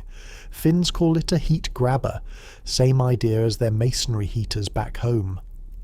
The pipe radiates heat along its entire length, helping to distribute warmth more evenly throughout the bunkhouse. Without this extended run, the areas furthest from the stove would be significantly colder, perhaps dangerously so in the worst weather. This efficient design doesn't come without risks, however. The long pipe accumulates creosote, a flammable build-up of tar and soot, more quickly than a shorter one would. This necessitates the regular cleaning you participated in earlier, a process that becomes even more critical as winter deepens and the stove runs hotter for longer periods. "Chimney fire in a place like this," Gustafsson says with a grim shake of his head. "Death trap. Whole place would go up in minutes." Fire is the dark twin to cold, the other lethal threat that constantly looms over the bunkhouse. The very stove that keeps the cold at bay brings with it the risk of catastrophic fire, especially in a wooden building filled with highly flammable materials. This explains the almost religious care with which Danny and others maintain the stove and pipe. As the night progresses, you observe another ritual centered around the stove, the rotation of sleeping positions, Men whose bunks are furthest from the heat source occasionally get up, warm themselves by the stove for a few minutes, then return to their bunks. This cycle continues through the night, with men instinctively taking turns so the area around the stove doesn't become overcrowded. "Old camp trick," whispers Schmidt when he notices you watching. "Sleep an hour, warm up 5 minutes, sleep another hour. Keeps the blood flowing." By midnight, the bunkhouse has settled into its nighttime rhythm. The stove glows steadily in the centre, Danny's careful banking having created a stable heat output that will last for hours with minimal attention. Most men are in their bunks, huddled under wool blankets. A few night owls remain on the deacon seat, speaking in hushed tones or working on small projects by the light of the stove's glow. Outside, the temperature continues to drop. The logs of the bunkhouse contract in the extreme cold, creating occasional sharp, cracking sounds like gunshots. The wind moans around the eaves, searching for ways in, but inside, wrapped in layers of wool and warmed by the steady radiation of the stove, life continues. You drift into a light sleep, only to be awakened some time later by movement nearby. It's Danny, moving quietly through the bunkhouse to check the stove. You check your pocket watch. 2:15 a.m., right on schedule. You watch through half-closed eyes as he rakes away some ash, exposes glowing coals beneath, and adds 2 precisely selected pieces of maple. His movements are economical, practiced, almost ritualistic. Within minutes, the stove is radiating renewed heat, and Danny returns to his bunk for another 2 hours of sleep. This cycle will repeat itself throughout the night, with Danny waking like clockwork every 2 hours to tend the fire. His dedication is remarkable, especially considering he's the youngest member of the crew. His vigilance is the thread upon which all your lives hang during these frigid winter nights. Morning comes with brutal swiftness. The cook's triangle sounds at 4:30 a.m., rousing men from warm bunks into the relative chill of the bunkhouse. Even with the stove burning steadily, the temperature has dropped during the night, especially in the farthest corners. Danny is already up, having transformed the carefully banked overnight fire into a roaring blaze that fills the stove with dancing flames. Men gather around it, warming themselves before beginning the process of dressing for the day ahead. The morning routine revolves around the stove as much as the evening one did. Men take turns warming boots before putting them on. Cold leather is stiff and uncomfortable. Layers of clothing are warmed briefly before being donned. Some men heat their axes near the stove, making the metal easier to sharpen with files before the day's work. 42 below last night, announces Mackenzie, returning from a check of the outdoor thermometer. Might not work the north cut today, too exposed to the wind. There's no grumbling at this news. Every man knows that working in such extreme temperatures isn't just uncomfortable, it's dangerous. Even breathing can become hazardous, as the intensely cold air can damage lung tissue if inhaled directly through the mouth. Breakfast in the cookhouse provides a welcome respite. The cooking stoves have been blazing since 3:30 a.m., making the building almost tropically warm compared to the bunkhouse. Men linger over their food, reluctant to head out into what promises to be a brutally cold day. Eventually, though, work calls. The logging company has contracts to fulfill, and unless conditions are truly life-threatening, the cutting, limbing and skidding of trees must continue.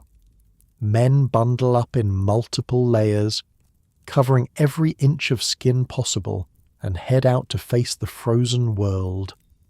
You're assigned to work with Schmidt and 2 others in a relatively sheltered area, cutting smaller spruce for railroad ties rather than the massive white pines used for lumber. It's still bitter cold, but the dense stand of trees provides some protection from the worst of the wind. Keep moving, Schmidt advises as you take up your position with a crosscut saw. Stop moving, you start freezing. Simple as that. The work is hard enough that it generates significant body heat, keeping you relatively comfortable despite the frigid air.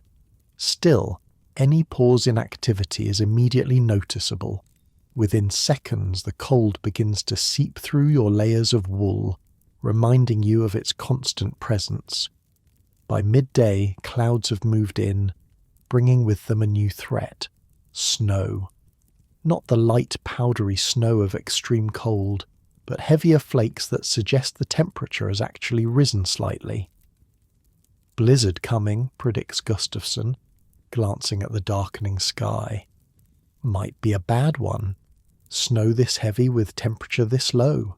Not good. Mackenzie makes the call around 2 in the afternoon. All crews to return to camp immediately. The snow is falling harder now, reducing visibility to less than 100 yards. Wind is picking up too, driving the snow horizontally and creating the first hints of drifts. The return to camp is tense, with crews staying close together to avoid anyone getting separated and lost. By the time you reach the clearing where the buildings huddle against the elements, the blizzard is in full force. The bunkhouse is barely visible through the curtain of white, despite being only 50 yards away. Inside, Danny has the stove roaring. He's been preparing for the early return of the crews, building up the fire to its maximum safe output. The heat hits you like a physical force as you enter, a welcome assault after hours in the numbing cold. Gonna be a bad one, Mackenzie announces to the assembled men once everyone is accounted for. Might last 2-3 days according to the barometer. We'll ride it out here. No one leaves the buildings without my say-so. A blizzard lockdown is serious business. It means the camp is effectively cut off from the outside world until conditions improve. If anyone were injured or became seriously ill during this time, there would be no way to get them out to medical help. The central role of the stove becomes even more apparent as the blizzard intensifies through the afternoon and evening. Men cluster around it, warming themselves after the day's work and drying clothes soaked not by melted snow, it's too cold for that, but by sweat that froze within the layers. Keep the clothes moving, Danny instructs, managing the drying area with the authority of someone much older. Dry to the outside, wet to the inside. Everyone gets a turn. The stove affects more than physical comfort. It shapes the social atmosphere as well. As the howling wind makes the outside world seem increasingly hostile, the warm circle around the stove becomes a place of camaraderie and storytelling. Reminds me of the winter of '79, says an old-timer named Johansson. Blizzard so bad we couldn't see the cookhouse from the bunkhouse door. Had to string ropes between buildings so men wouldn't get lost going to meals. This prompts other veterans to share their own blizzard stories. Tales of men lost just feet from safety, of snow piled to the eaves, of winds strong enough to topple trees. Some of the stories may be embellished, but their core message is deadly serious. Respect the power of winter. As night falls, the blizzard's fury increases. Wind shrieks around the bunkhouse, finding every tiny imperfection in the chinking between logs. Snow piles against the walls and drifts over the lower portions of the windows, gradually cutting off what little natural light remains. But inside, illuminated by the red glow of the stove and a few carefully placed lanterns, life continues. Card games form on the deacon seat. A few men write letters home by lantern light. Others repair tools or mend clothing. The Finnish contingent breaks out a harmonica and begins a low, melancholy tune that somehow perfectly matches the storm's howling. Through it all, the stove stands as the literal and figurative heart of the bunkhouse. Its steady heat keeps the deadly cold at bay. Its light provides a focal point in the growing darkness. Its need for regular tending gives structure to the hours of confinement. As you prepare for sleep that night, with the blizzard still raging outside, you reflect on how completely your existence has come to revolve around this single cast iron object. In the city, heat is an assumption, an afterthought. Here, it's the central preoccupation of every day. The stove isn't just a convenience or a comfort. It's the difference between life and death. Its steady heart, maintained by Danny's vigilant care, will beat through the night, keeping 100 men alive in conditions that would kill an unprotected human in hours. Outside, the temperature has dropped again, and the wind drives snow through any gap it can find. Inside, men sleep in rough bunks, wrapped in wool blankets, their breath forming small clouds in the cooler air away from the stove. And at the centre of it all, the iron heart glows red in the darkness, holding the frozen world at bay for another night. The blizzard rages for 2 full days, keeping everyone confined to the camp buildings. When it finally breaks on the 3rd morning, a new world emerges, one transformed by snow. Drifts tower against the bunkhouse, some reaching nearly to the eaves. The path to the cookhouse has completely disappeared, requiring a team with shovels to re-establish the route between buildings. 3 feet of new snow, announces Mackenzie after surveying the camp. Maybe 4 in places. Gonna make for some interesting work. That's an understatement. Deep snow fundamentally changes every aspect of logging operations. Moving through the forest becomes an exhausting slog. Felled trees disappear into snowdrifts, requiring extra work to locate and extract them. Tools get lost in the white expanse, sometimes not to be found until spring thaw. But the logging industry waits for no man, and certainly not for weather. The day after the blizzard, normal operations resume, though with adjustments for the challenging conditions. All right. Listen up, Mackenzie announces at breakfast. Snow's too deep for normal work in some sections. Schmidt's crew will break trails first. Isaacson's team will focus on clearing snow from logs already down before the storm. Rest of you. Regular cutting, but in areas closest to existing trails. The cook bangs his triangle at 4:30 a.m. like always, jolting you from sleep. After 3 months in camp, you've developed something of a routine, though you wouldn't call it comfortable yet. First priority upon waking, check your boots. You keep them under your bunk overnight to prevent them from freezing. Still, they're cold and stiff as you pull them on over 2 pairs of socks. Thin cotton inner, thick wool outer. Next comes the multiple layers of clothing, long underwear, wool pants, undershirt, wool shirt, wool vest, and finally the heavy Mackinaw coat you'll carry until you're outside. Dressing is a deliberate process. Rush it, forget a layer, and you might pay with frostbite. You're getting faster, comments Schmidt, who's already fully dressed and rolling a cigarette with his thick fingers. Only took you 10 minutes today. You grunt in response, still not fully awake. The bunkhouse is dimly lit by a few lanterns and the red glow of the stove. Men move around in the half-light. A choreography of dressing and preparation that's become almost instinctual after months together. Outside, the world is still pitch black. The stars blaze overhead with an intensity you never saw in the city, their cold light reflecting off the snow to create an ethereal landscape of deep blue shadows and silver highlights. The cookhouse windows glow yellow in the darkness, a beacon guiding the half-awake men across the packed snow path. Inside, the heat is immediate and welcome. The long tables are already set with tin plates and cups, and the air is thick with the smell of frying salt pork and coffee. "Special treat today, boys," announces the cook as you find your regular spot at the table. "Flapjacks with real maple syrup. Company sent it up with the last supply sled." This news generates more excitement than you might expect. In a world where the menu rarely varies, even small changes become significant events.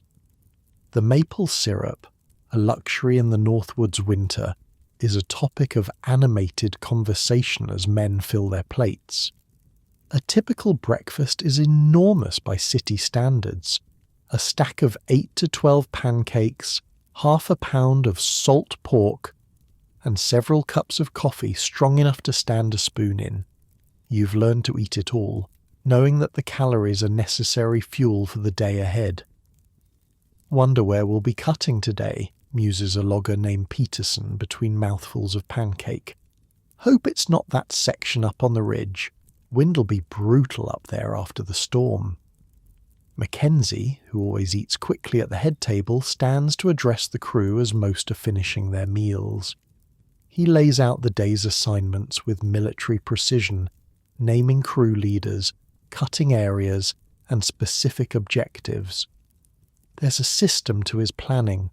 Crews rotate through different cutting areas and different types of work to prevent exhaustion and maintain efficiency. "Schmidt, take your crew, including the greenhorn here, to Section 8, he says, nodding toward you.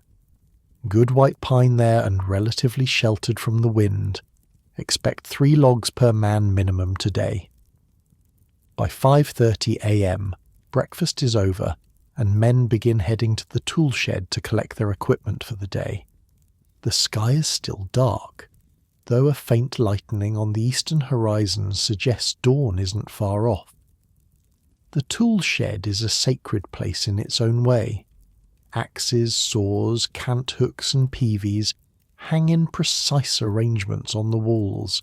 Each man has his assigned tools, many of which they've personally modified for balance and comfort over years of use. "New edge on your axe yesterday," the tool maintenance man tells you as he hands over your equipment. "Should hold better in this cold." The axe head gleams in the lantern light, its cutting edge honed to razor sharpness.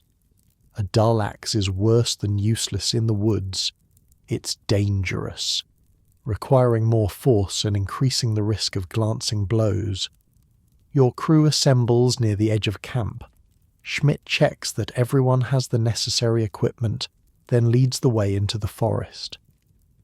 Walking through deep snow requires a specific technique that you've gradually mastered over the winter, a high-stepping motion that's exhausting but effective. "Break trail in shifts," Schmidt orders. 2 men up front for 15 minutes, then rotate back. Save strength. The men at the front have the hardest job, ploughing through untouched snow to create a path for those behind. It's brutal work, especially in drifts that reach mid-thigh. By the time your turn at the front comes, dawn has broken, revealing a forest transformed into a crystalline wonderland by the storm. Reach the historian who told me these guys burned 6,000 calories a day. For context, Olympic swimmers like Michael Phelps eat about 8,000 during intense training. Just walking through that snow was like running a marathon. And then they had to cut down trees all day. Every surface bears a thick blanket of snow. The pines are especially beautiful, their branches bending under white loads that occasionally release in small avalanches when disturbed by wind or a passing squirrel. In other circumstances, you might appreciate the beauty more.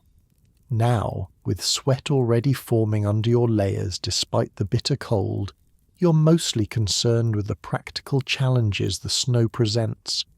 It takes nearly an hour to reach the designated cutting area, a a stand of mature white pines that somehow survived previous logging operations. The trees are magnificent straight trunks rising 120 feet or more, with the first branches starting at least 60 feet up. Each tree represents hundreds of board feet of valuable lumber. "We'll take this one first," Schmidt decides, pointing to a particularly impressive specimen. "Jacobson, you and Murphy on the saw. Rest of us will clear the base." Before a tree can be cut, the snow around its base must be cleared away to allow the sawyers proper access. This is done with wooden shovels and by simply trampling the snow down with snowshoes. It's important work. A sawyer standing in deep, unstable snow is at serious risk when the tree begins to fall. Once the base is clear, the real work begins. Jacobson and Murphy position themselves on opposite sides of the massive trunk with a crosscut saw between them. The saw is a beautiful tool in its own way, 6 feet of tempered steel with precisely shaped teeth designed to cut in both directions. "Watch and learn, Greenhorn," Schmidt tells you. "These two are the best sawyers in camp." The men begin with a smooth, rhythmic motion that belies the enormous effort involved. Pull, push, pull, push. Each stroke removes a small amount of wood, the saw teeth cutting cleanly through the frozen pine. They don't rush, maintaining a steady pace that they can sustain for the time it takes to cut through the 3-foot diameter trunk. "Always start with the face cut," Schmidt explains as you watch. "That V-shaped notch determines which way the tree falls. The direction of fall is critical. Drop a tree in the wrong place, and it might get hung up in the branches of another tree, a dangerous situation that requires additional risky work to resolve. Or worse, it might fall toward the crew, with potentially fatal consequences." While the sawyers work on the face cut, you and the others prepare escape routes, cleared paths leading away from the tree at 45-degree angles from the expected line of fall. When a 120-foot pine comes down, you need to be well clear of both the trunk and the branches, which can snap off and become deadly projectiles. After about 20 minutes of steady sawing, the face cut is complete. A neat V-shaped notch on the side of the trunk facing the intended direction of fall. Now comes the back cut, made on the opposite side of the trunk, slightly above the bottom of the face cut. When she starts to go, drop the saw and move, Schmidt advises the sawyers. No tree's worth dying for. The back cut progresses steadily, eating into the trunk from the opposite side.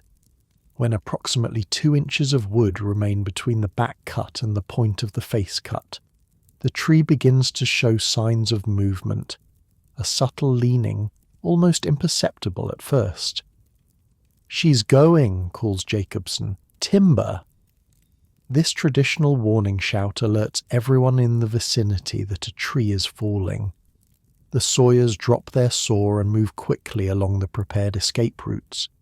The rest of the crew does the same, eyes fixed on the tree as it begins its fall. For a moment the massive pine seems to hesitate, as if reluctant to relinquish its century-old stance. Then gravity takes hold, and the fall accelerates. The crack of separating wood echoes through the forest, followed by the whoosh of the tree displacing air as it plummets. When it strikes the ground, the impact shakes the earth beneath your feet. Snow explodes outward from the point of impact, and branches snap with reports like gunshots. For a moment after the tree comes to rest, there's silence, as if the forest itself is acknowledging the fall of one of its giants. Then work resumes immediately. No time for reflection in a logging operation. There are quotas to meet. "Limbing team, get to it," Schmidt orders. "Bucking team on standby." The limbing process involves removing all branches from the fallen trunk, transforming it from a tree to a log. This is primarily axe work, requiring precision and care to avoid injury. The branches are cut flush with the trunk, leaving a smooth surface that won't snag during transportation. "Watch for spring poles," warns an experienced limber as you join him in clearing smaller branches. "Snow's bent a lot of these down. Cut wrong, they'll snap up like a whip." Spring poles are branches or smaller trees that have been bent and trapped under the weight of the fallen tree. When cut improperly, they can release with tremendous force, causing serious injuries or even death. Identifying and safely dealing with them is one of many specialized skills required for survival in logging work. Once the limbing is complete, the bucking team takes over. Their job is to cut the trunk into manageable lengths, typically 16 feet for saw logs destined for the lumber mill. This again involves the crosscut saw, with careful measurements to ensure maximum value from the tree. "Measure twice, cut once," Schmidt reminds the buckers. "Company doesn't pay us to waste good timber." By mid-morning, the first tree has been transformed from a living pine to a series of neatly trimmed logs ready for transport. The process will be repeated dozens of times throughout the day, with different men rotating through the various roles to distribute the physical strain. Lunch is eaten where you work. There's no returning to camp midday. From your pocket you pull the food prepared by the cook before dawn, a thick sandwich of cold roast beef between slices of dense bread, wrapped in oiled paper to keep it from freezing solid. There are also a couple of molasses cookies and a small metal flask of tea that's still barely warm. "Keep the sandwich inside your coat for 10 minutes before eating," Schmidt advises, demonstrating with his own lunch. "Warms it up a bit." The men eat quickly, huddled in whatever shelter they can find from the wind. There's little talk. Everyone is focused on the food and on conserving energy. Despite the enormous breakfast consumed just hours earlier, you're ravenously hungry. The constant physical exertion in cold conditions burns calories at an astonishing rate. After a brief rest, no more than 30 minutes, work resumes. The afternoon brings new challenges as fatigue begins to set in. This is when accidents are most likely to happen, and the crew leaders become more vigilant, watching for signs of dangerous exhaustion. "Take 5, Schmidt orders when he notices a Sawyer team's rhythm becoming irregular. Rather lose 5 minutes now than lose a man to a mistake. These short breaks are strategic, just long enough to catch your breath and restore focus, but not so long that muscles cool down and stiffen. Staying warm through continuous movement is essential in these temperatures. As the afternoon progresses, the felled trees accumulate, creating small clearings in what was once dense forest. Each log is marked with the company's stamp indicating ownership. Later, teams with horses or oxen will arrive to skid the logs to the nearest road or frozen stream, beginning their journey to the sawmill. Around 4:30 p.m., with daylight fading, Schmidt makes the call to rest cutting for the day. Now comes another challenging part of the job, the return to camp through deep snow carrying tools, with tired muscles and the temperature dropping as evening approaches. "Keep up," he orders as the crew forms a line for the trek back. "Stay together, lights going fast." The return journey takes almost as long as the morning one, despite following the broken trail. Exhaustion makes the snow seem deeper, the distance longer. By the time the camp buildings come into view, with warm light spilling from their windows, you're operating on willpower alone. The transition from forest to camp follows a precise routine developed to maintain equipment and prevent injury. First stop is the tool shed, where axes and saws are carefully cleaned, oiled and stored for the next day's use. dull edges are noted for overnight sharpening by the maintenance man. Good edge equals good work, Schmidt reminds everyone as they turn in their tools. Take care of your tools, they take care of you. Next comes the bunkhouse, where wet outer layers are removed and hung to dry near the stove. The process of unwrapping from winter gear is almost as time-consuming as dressing in the morning. Each layer must be evaluated. Anything damp needs to be dried before morning, or it will be worse than useless the next day. Get those socks up on the line, Gustafsson calls to a younger logger who's collapsed onto his bunk, still partially dressed. Wake up with wet socks tomorrow. You'll regret it all day. There's a brief window of time between returning to camp and the supper bell, perhaps 45 minutes that each man uses according to his needs. Some immediately lie down on their bunks, stealing a short nap before the meal. Others gather near the stove, warming stiff muscles and discussing the day's work. A few attend to personal chores, mending clothes, writing letters, carving small wooden items to pass the time. You've developed your own routine, focused primarily on foot care.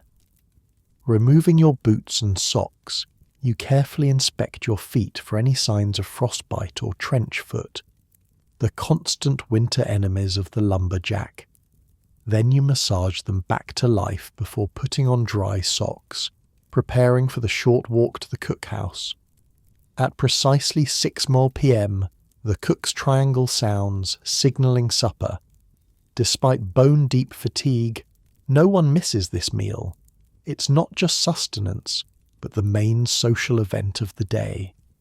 The cookhouse is transformed in the evening. While breakfast is consumed in the half-dark by men still shaking off sleep, supper is a more convivial affair. Lanterns provide bright light, and the day's work provides common ground for conversation and storytelling.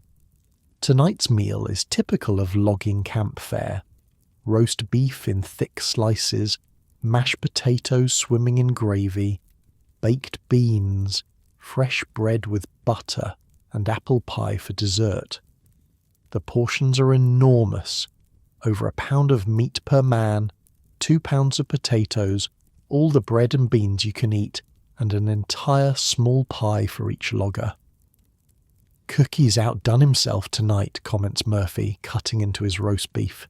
Meat's actually tender for once.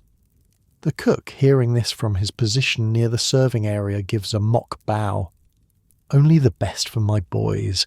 Ain't like you're doing real work out there, just playing with trees all day. This brings good-natured jeers from the loggers, part of the ongoing banter between the cook and the men. Despite the teasing, everyone knows the cook's true value. A good cook who can create satisfying meals from limited ingredients is worth his weight in gold to a logging operation. Conversation over supper ranges widely, from the day's work to news from the outside world, always months old by the time it reaches these remote camps, to outlandish stories that grow more impressive with each telling. Tonight, much of the talk centres on the spring log drive that will begin once the ice breaks up on the rivers. Here they're paying top dollar for drivers this year, says a logger named Wilson. Guess they lost a bunch of men last spring on the Black River Jam. The log drive, the process of floating the winter's harvest downriver to the sawmills, is the most dangerous phase of the logging operation. Men ride the moving logs, using pike poles and peavies to keep them flowing, breaking up jams that can form at narrow points or bends in the river. It's spectacularly hazardous work, but it pays better than the winter cutting. You signing on for the drive? Schmidt asks you between bites of pie. You haven't decided yet. The extra money is tempting, but you've heard enough stories about men crushed between logs or drowned in the frigid spring waters to make you cautious. Still thinking on it, you reply. Might head back to the farm instead. Schmidt nods, understanding. Smart to consider options. Drive's not for everyone. Takes a special kind of crazy to dance on floating logs for a living. After supper, with evening stretching ahead, the loggers disperse to various activities. Some head directly back to the bunkhouse, exhaustion winning out over socialization. Others linger in the cookhouse, playing cards or checkers on rough-hewn boards. A few visit the camp office to send letters or purchase small items from the company store. Tobacco, writing paper, patent medicines. Back in the bunkhouse, the evening rituals begin. The stove is built up to full strength, preparing for the night ahead. Clothing hung to dry earlier is checked and rotated to ensure even drying. Men tend to small personal tasks, repairing a torn shirt, whittling a replacement handle for a tool, reading dog-eared books or old newspapers passed around until they're falling apart. "Anyone got today's date?" calls a man writing a letter home. "January 23rd, 1891, responds someone without looking up from his darning. "You sure? Thought it was the 22nd. This prompts a brief, good-natured argument about the date, resolved when Mackenzie consults the calendar in his small private room and confirms it's indeed the 23rd. The confusion is understandable.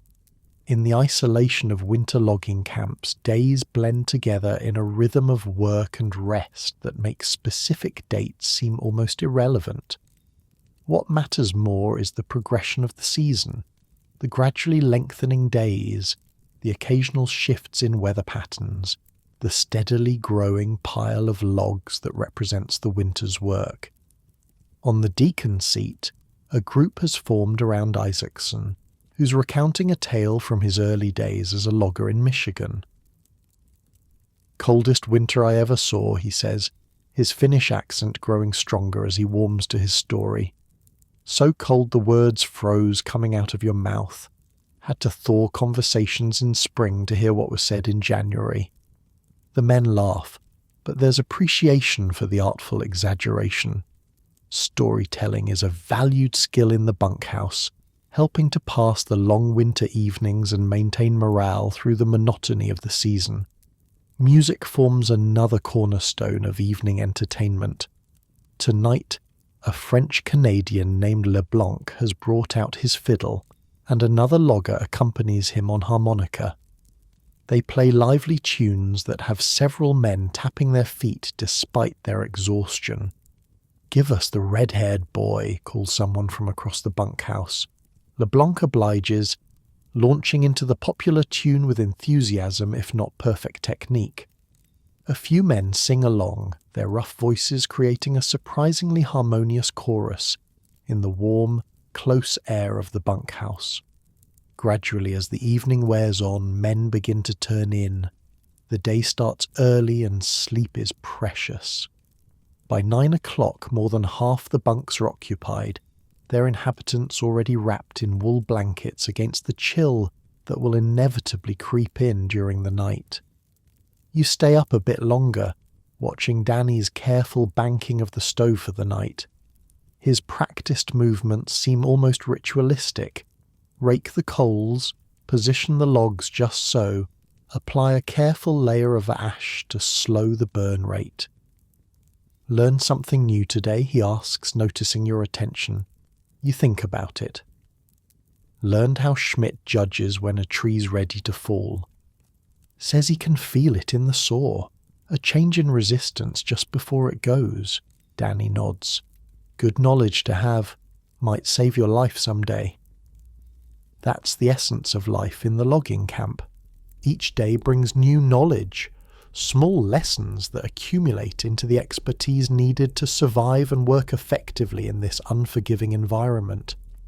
From saw techniques to weather prediction, from fire management to foot care, the veterans pass their hard-won wisdom to the next generation. By 10 o'clock you're in your bunk, muscles aching pleasantly from the day's exertion. Outside, the temperature continues to drop, stars blazing in a clear black sky. Inside, the bunkhouse settles into its nighttime rhythm. the soft chorus of snores, the occasional murmur of men talking quietly on the deacon seat, the periodic creak of the building as it contracts in the cold. Tomorrow will bring another day almost identical to this one. The pre-dawn wake-up, the hearty breakfast, the trudge through snow to the cutting area, the day of intense physical labour. The day after will be the same, and the day after that, until the spring thaw finally arrives or the company's cutting quota is met. Yet within this seemingly monotonous routine, there's a richness of experience that city life rarely provides. The deep satisfaction of skilled physical work, the brotherhood formed through shared hardship, the primal pleasure of returning, exhausted, to warmth and food after a day in the frozen forest. As sleep begins to claim you, you reflect that you've never worked harder in your life or slept better. February arrives with a vengeance, bringing the coldest days yet. Temperatures hover around 30 below zero for a week straight, with occasional dips to 40 below. At these temperatures, the difference between Fahrenheit and Celsius becomes academic. They meet at 40 below, and either way, it's cold enough to freeze flesh solid in minutes. Work continues despite the brutal cold, though with additional precautions. No man works alone. Rest breaks become more frequent. The areas closest to camp are prioritised, reducing travel time through the frozen forest. One morning, as you trudge toward the cookhouse for breakfast, the topic of conversation with Schmidt turns to food. Ever wonder how Cookie manages to feed 100 hungry men 3 times a day out here in the middle of nowhere, you ask? Schmidt laughs. Been taking it for granted, have you? Smart man doesn't. Cookie's more important than the foreman if you want the truth. Good cook keeps men happy. Happy men work hard. Simple math. The more you think about it, the more remarkable the cookhouse operation seems. 3 massive meals daily, each providing enough calories to fuel intense physical labour in extreme conditions, all prepared with limited resources in a remote wilderness location. Think I'll get there early today, you tell Schmidt. Want to see how breakfast actually happens. He nods approvingly. Smart. Always good to understand where your food comes from. Just don't get in Cookie's way. Man's got a temper when he's working. You arrive at the cookhouse a full hour before the usual breakfast time. It's still pitch black outside, but the cookhouse windows glow with warm light, and smoke billows from the chimney. Inside, you find a hive of activity that startles you with its intensity and precision. The cook, a barrel-chested man named Anderson, who everyone simply calls Cookie, is orchestrating the operation like a general commanding troops. Under his direction, 3 young assistants, nicknamed Cookies themselves, move with practiced efficiency around the massive wood-fired range that dominates one wall of the building. Need more batter, Cookie shouts without looking up from the enormous griddle where he's flipping pancakes with the grace of a dancer. Johnson, check the pork. Don't let it burn. Davis, coffee status. 8 pots ready. 4 more brewing, responds a freckled young man tending a row of large metal coffee pots. The scene reminds you of a factory, but one producing food instead of goods. Each person has specific responsibilities, each task flows into the next, and the result is a massive quantity of food prepared with surprising speed. Cookie notices you standing in the doorway and frowns. Either grab an apron or get out of my kitchen. No spectators during prep. You quickly opt for the apron, and soon find yourself assigned to slicing loaves of bread, dozens of them, each made the previous day, and now needing to be transformed into uniform slices for toast and sandwiches. When I talked to this food historian about logging camps, she told me the numbers were staggering. a camp of 100 men went through 100 loaves of bread daily. Some larger operations employed 3 or 4 bakers whose only job was making bread 24/7. While you work, you observe the careful choreography around you. One assistant tends the fires in the massive range, maintaining precise temperatures for different cooking tasks. Another rolls out biscuit dough for dinner, his hands moving with mechanical precision to create perfectly uniform pieces.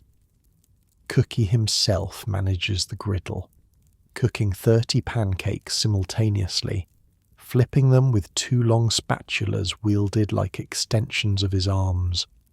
600 flapjacks minimum for breakfast, Cookie says, noticing your amazed expression. 100 men, 6 each as a starting point. Some eat more, and that's just the pancakes, not counting the meat, eggs when we have 'em, biscuits, potatoes, and whatever else. The numbers are mind-boggling.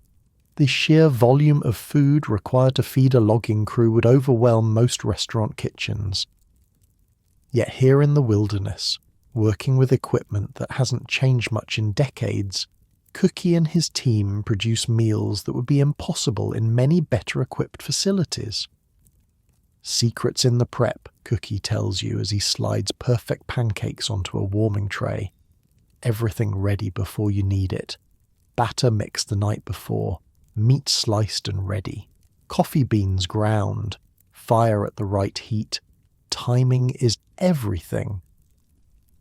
As the breakfast hour approaches, the pace intensifies. More platters of food emerge from the range and oven. Mountains of fried salt pork, trays of biscuits, vats of gravy. The long tables are set with tin plates, cups, and utensils, all meticulously counted and arranged. 25 men per table, 4 tables, explains the youngest Cookie as he distributes spoons. Need exactly 100 of everything or someone complains. At precisely 4:30 a.m., Cookie nods to an assistant who steps outside and bangs the triangle that serves as the camp's alarm clock.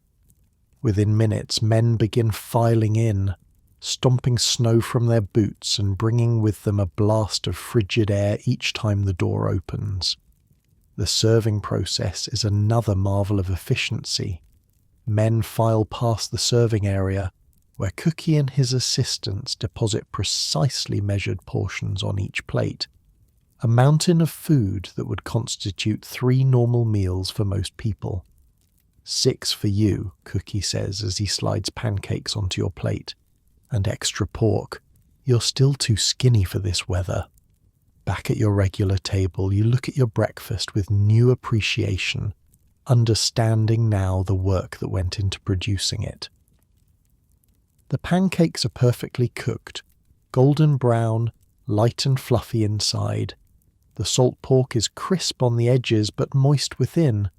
The coffee is strong enough to jolt you fully awake with the first sip.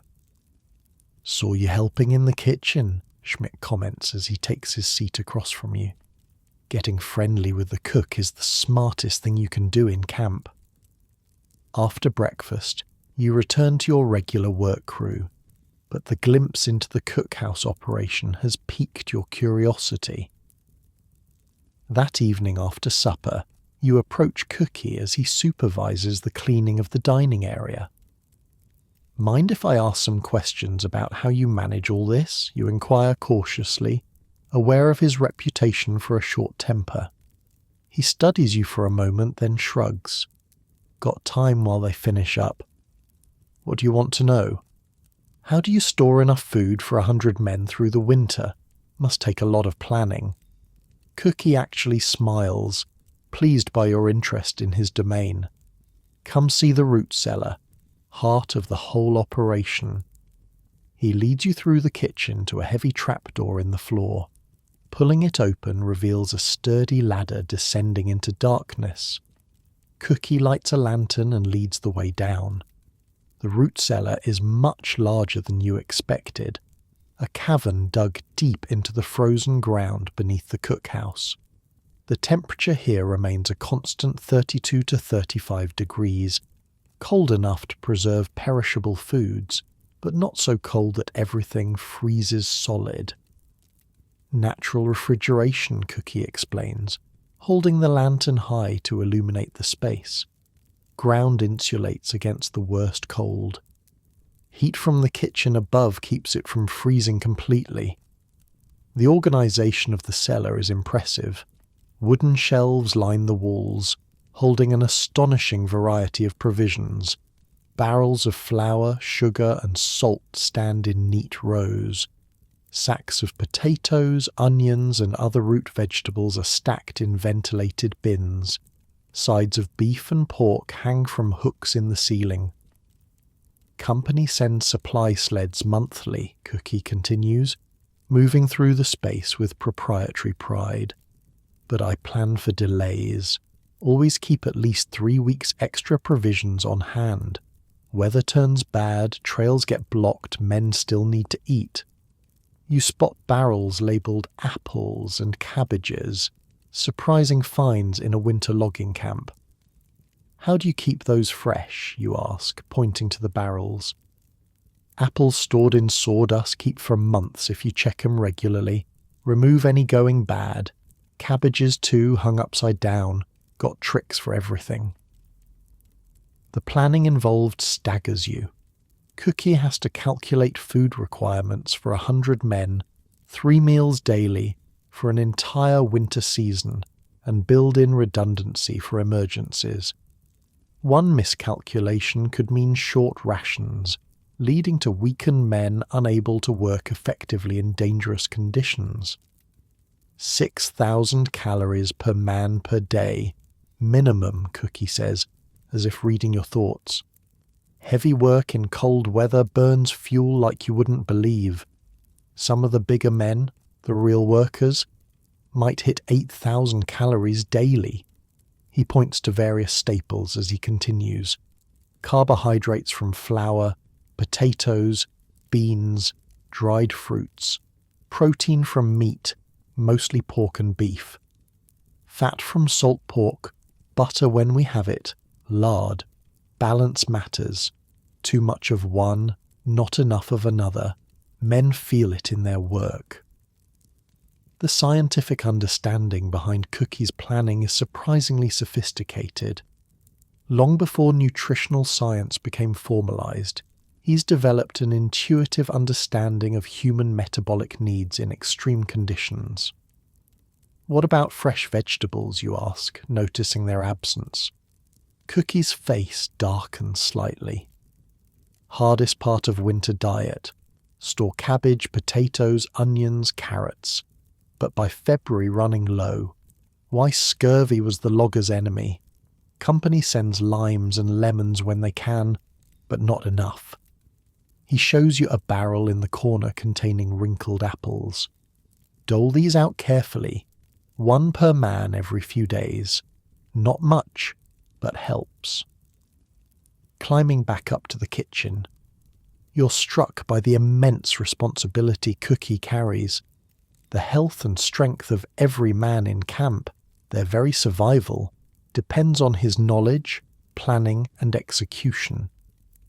How do you learn all this, you ask, as he secures the cellar door.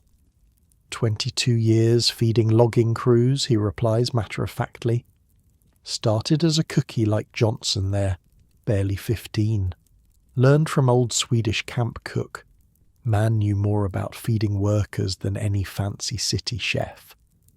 The kitchen is now mostly clean, the massive range banked for the night but still radiating substantial heat. Along one wall, preparations for tomorrow's breakfast are already underway. Beans soaking in water, bread dough rising under cloth covers, coffee beans ready for early morning grinding. Never stops, does it, you observe. Cookie shakes his head. First one up, last one to bed, 4 hours of sleep on a good night, but it's my kitchen, my responsibility.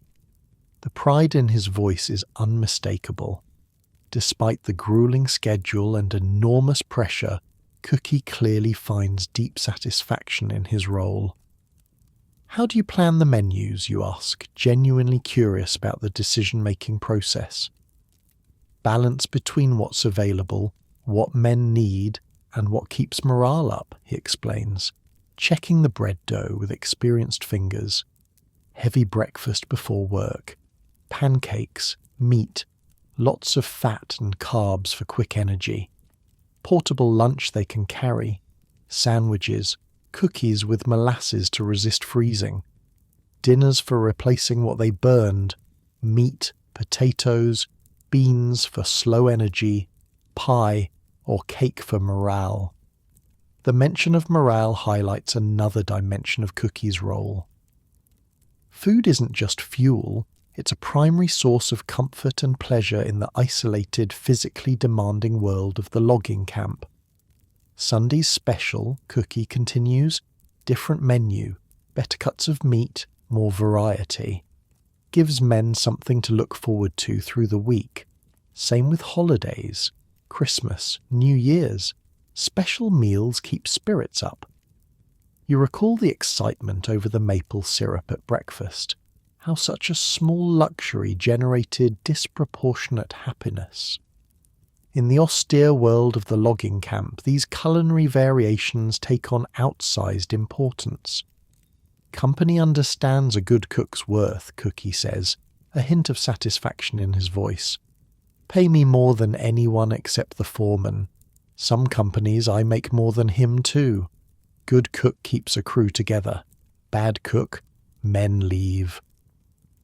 Simple as that. The economics make perfect sense. The company has invested heavily in recruiting loggers, transporting them to remote camps, and providing equipment and shelter. If poor food causes experienced men to leave mid-season, the financial loss far exceeds the cost of employing a skilled cook and providing quality provisions. What's the hardest part, you ask? Cookie considers this for a moment. Consistency. Anyone can cook one good meal. Try cooking 3 good meals a day, every day for months straight, never missing, never falling short. That's the test. He gestures around the kitchen. And doing it here, not some fancy kitchen with modern conveniences. Cooking for 100 men on a wood stove, adjusting when supplies run short or don't arrive. Planning so far ahead you're ordering February's food in October. As you thank Cookie for his time and prepare to leave, he offers one final observation. Know why logging camps got the reputation for the best food in any industry? Because nothing else worked. Can't drive men through these conditions on poor rations. They die, simple as that. Good food isn't a luxury out here, it's survival. The next morning, you pay closer attention to the breakfast routine, now understanding the complex operation behind it.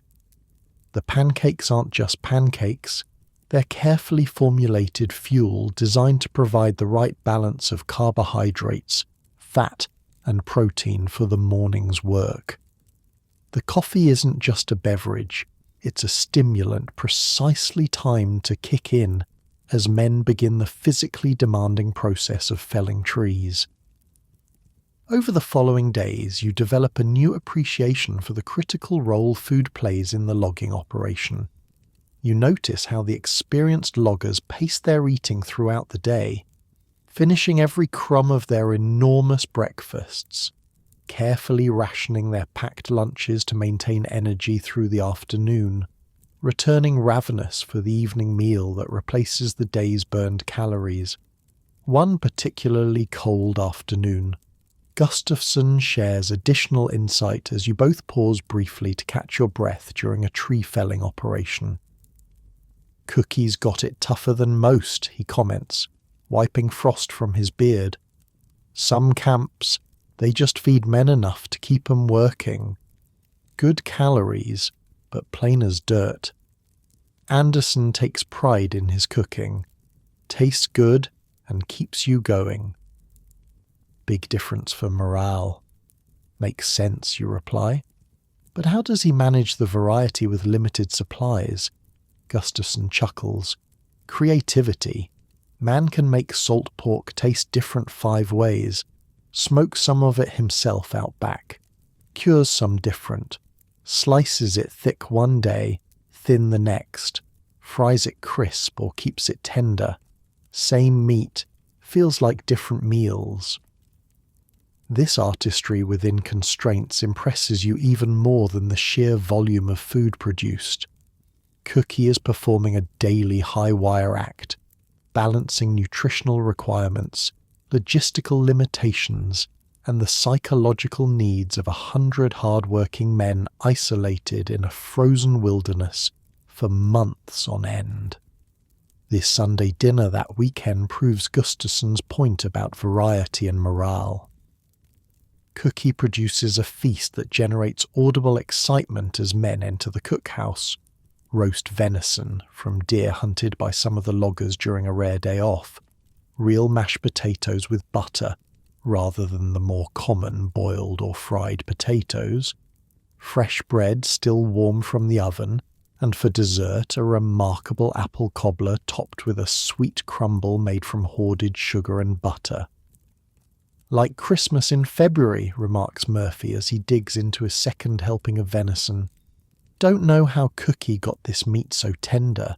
Venison's usually tough as old boots.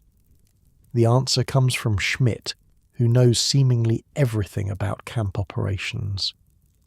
Marinates it for 2 days in a mix of vinegar, salt, and his secret spices. Been saving that venison since the hunting party got those 3 deer last month. Froze it in the root cellar. The meal creates a noticeable shift in the camp's atmosphere. Men linger longer at the tables. Conversation flows more freely.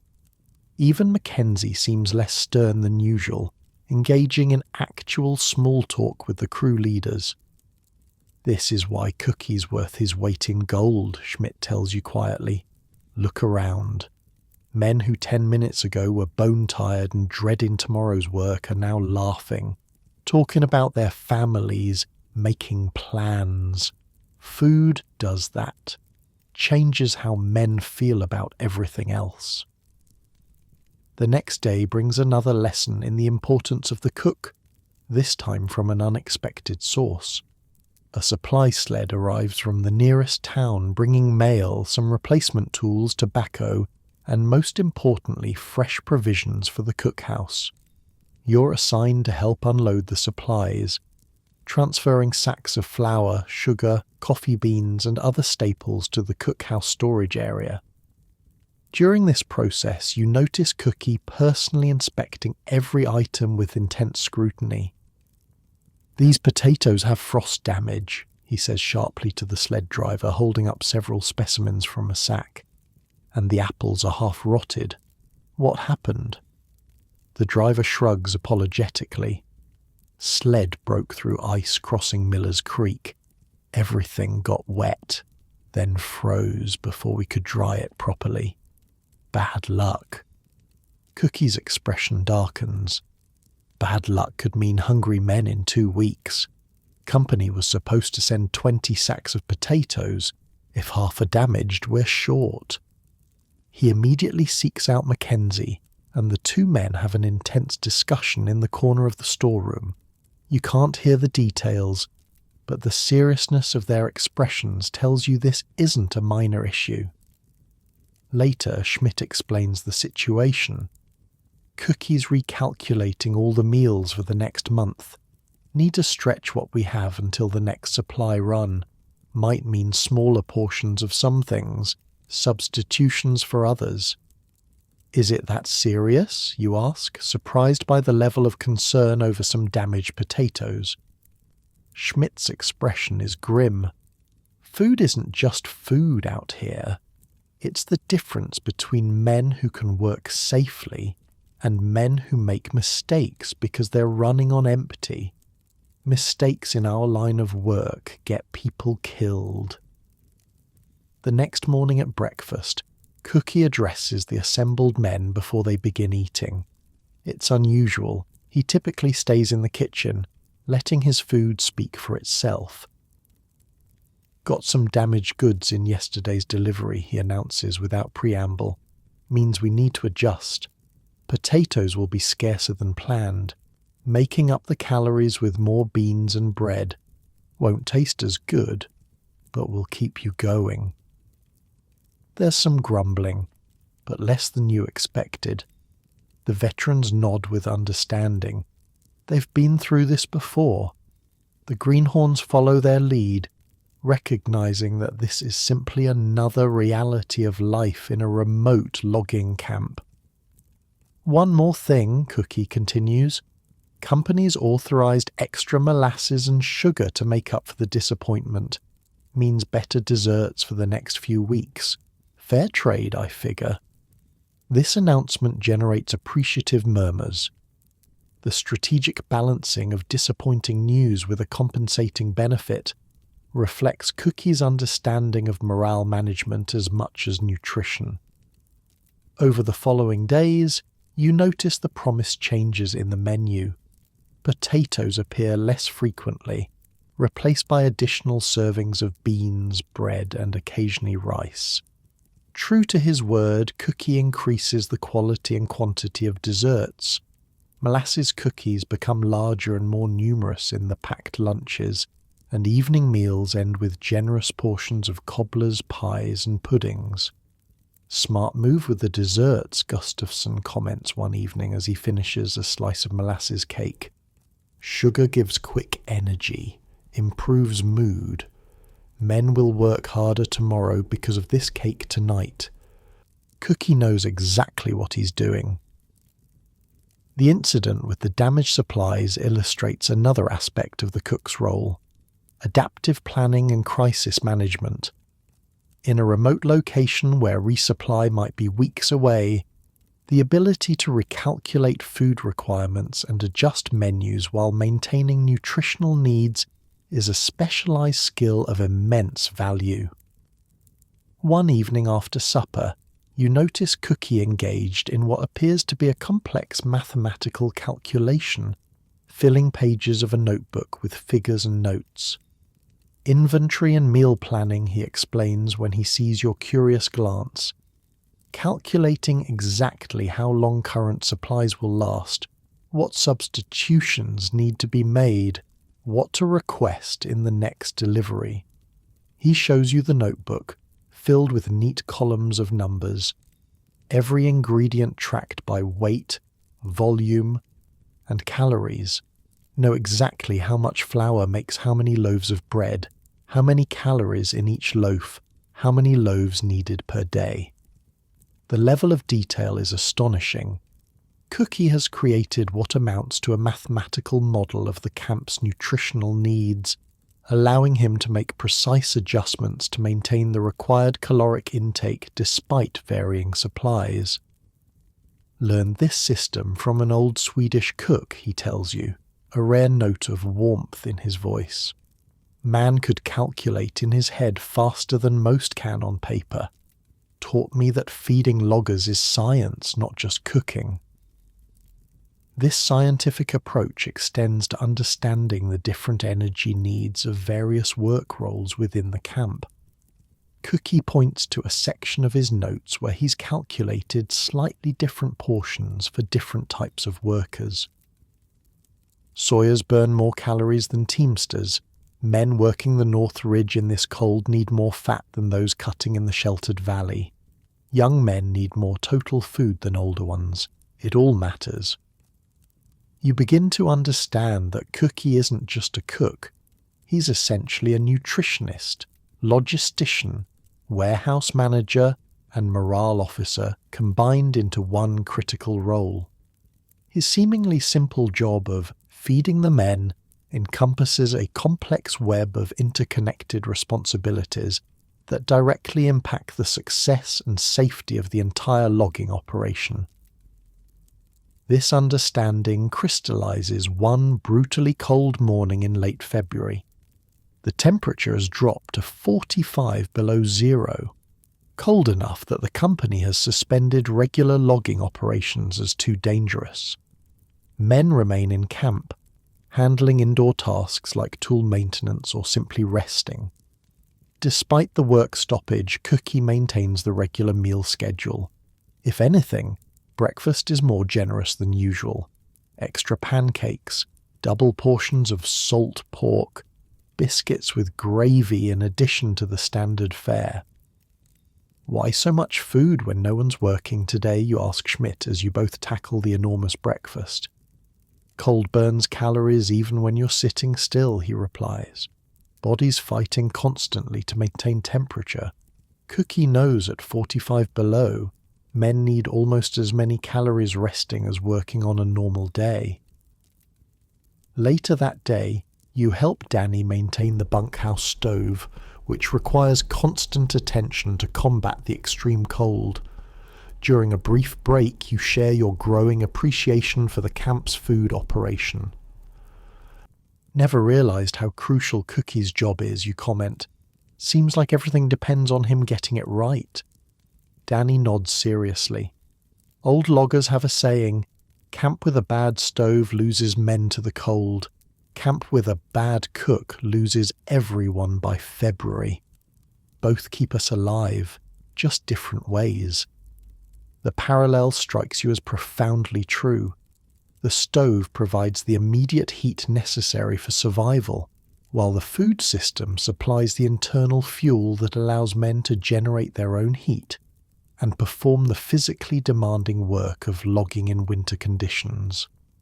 That evening, with the temperature still dangerously low and men confined to the bunkhouse, except for necessary trips to the cookhouse or outhouse, Isaacson shares a story that underscores the critical nature of camp nutrition. "Worked a camp in Michigan. Winter of '83, he begins, his audience already attentive. Isaacson's stories are always worth hearing. Company hired cheap cook to save money. Man could barely boil water. Food was terrible, not just bad tasting, but wrong. Not enough fat, not enough variety, portions too small." He pauses, building dramatic tension in the way of skilled storytellers. By January, men were losing weight, getting weak. Cold seemed colder because we didn't have the fuel inside to fight it. Then men started getting sick. Nothing serious at first. Colds, coughs, then worse. "Scurvy," guesses an older logger. Isaacson nods grimly. "Started with bleeding gums, spots on the skin, then joint swelling, old wounds reopening. 2 men died before February." Company finally sent a doctor who told them what any good cook would have known. Men needed vegetables, fruits, something with vitamin C. The story sends a chill through the listeners that has nothing to do with the temperature outside. The vulnerability of men in remote logging camps is suddenly very real, dependent on careful planning and knowledge that most take for granted. "Our cookie," Isaacson continues, "makes sure we get something to prevent scurvy, even in deepest winter. Dried fruits in the oatmeal, those wrinkled apples he doles out, sauerkraut once a week, which most don't even realize is protecting them. Man knows his business." The conversation shifts to other aspects of camp nutrition, the importance of hot food in cold weather, the psychological boost of familiar comfort foods, the way certain meals can help men sleep better after physically demanding days. "Cookie times the meals perfectly too," observes Gustafson. "Heavy on carbs and fat at breakfast for immediate energy. Protein heavy at dinner to rebuild muscles overnight. Man's a scientist in an apron." As you drift towards sleep that night, the bunkhouse kept tolerable by Danny's careful tending of the stove, you reflect on the complex systems that maintain life in this harsh environment. The robust log walls with their careful chinking, the strategically designed roof carrying its load of snow, the central stove radiating life-giving heat. And now you add another critical element, the carefully planned flow of calories that fuels every aspect of camp life. The logging camp, you realize, isn't just a collection of men cutting trees. It's a meticulously balanced organism where every function depends on others. Remove any critical element, the bunkhouse, the stove, the food system, and the entire operation collapses, with potentially fatal consequences for the men involved. Outside, the temperature continues to drop in the crystalline February night. Inside, wrapped in wool blankets and fueled by thousands of carefully planned calories, 100 men sleep in relative comfort, their bodies generating the internal heat that, combined with the stove's external warmth, keeps death by cold at bay for another night. March brings subtle changes to the North Woods. The brutal cold of January and February begins to moderate, though temperatures still drop well below zero at night. Daylight stretches noticeably longer, providing an extra hour of logging time. The psychological weight of midwinter begins to lift as men sense the eventual approach of spring. But March also brings its own challenges. The accumulated fatigue of months of intense physical labour in harsh conditions begins to tell on even the strongest men. The monotony of the daily routine, wake, eat, work, eat, sleep, repeat, tests mental resilience. And the bunkhouse, which provided blessed shelter against winter's fury, starts to feel confining as men grow increasingly restless for the freedom of spring. It's during this transition period that the social aspects of bunkhouse life become most critical. The physical structure keeps men alive through winter, but it's the human connections, traditions, and unwritten social rules that preserve sanity and morale. This Sunday afternoon, with work suspended for the weekly day of rest, the bunkhouse is transformed into something resembling a community centre. Various activities unfold throughout the long, low building, each in its designated territory established through months of habit. Near the stove, a high-stakes poker game occupies 4 serious-faced men, their concentration intense as they consider cards and bets. The pot is substantial by logging camp standards, nearly $30 in coins and crumpled bills, representing multiple days' wages. "Raising $1, announces Murphy, sliding a coin into the centre. His face reveals nothing, a mask of practiced neutrality. I visited this logging camp museum in northern Wisconsin, where they had actual diaries from these camps. One guy wrote about losing 2 weeks' wages in a poker game but winning a fancy pocket watch that he later pawned for enough to buy a small farm plot. The gambling was intense. In the opposite corner, far from the card player's concentration, a group has formed around LeBlanc and his fiddle. He's playing a lively reel while Erickson accompanies on harmonica. Several men clap in rhythm or tap their feet. One, a lanky logger from Tennessee, demonstrates a complicated shuffling dance step to appreciative onlookers.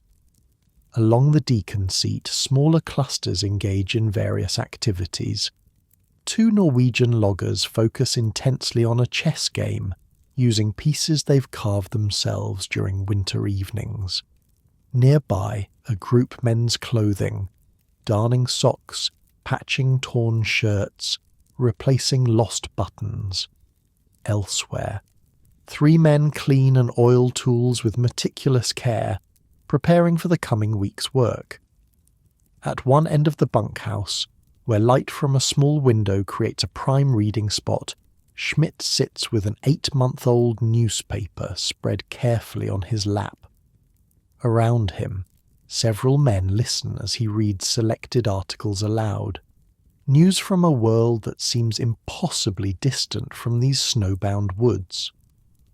"Says here they're building some kind of tower in Paris," Schmidt announces, squinting at the page. going to be the tallest structure in the world when it's done, over 1,000 feet high. Bull, responds someone from the listening group. Nothing can stand that tall. Wind would knock it down. Made of iron, Schmidt continues, ignoring the interruption. Designer's name is Eiffel? Something French anyway. This sparks a debate about whether such a structure could actually stand, with men drawing on their practical knowledge of building to support their positions. The discussion is good-natured but animated. Exactly the kind of mental stimulation needed to combat the monotony of camp life.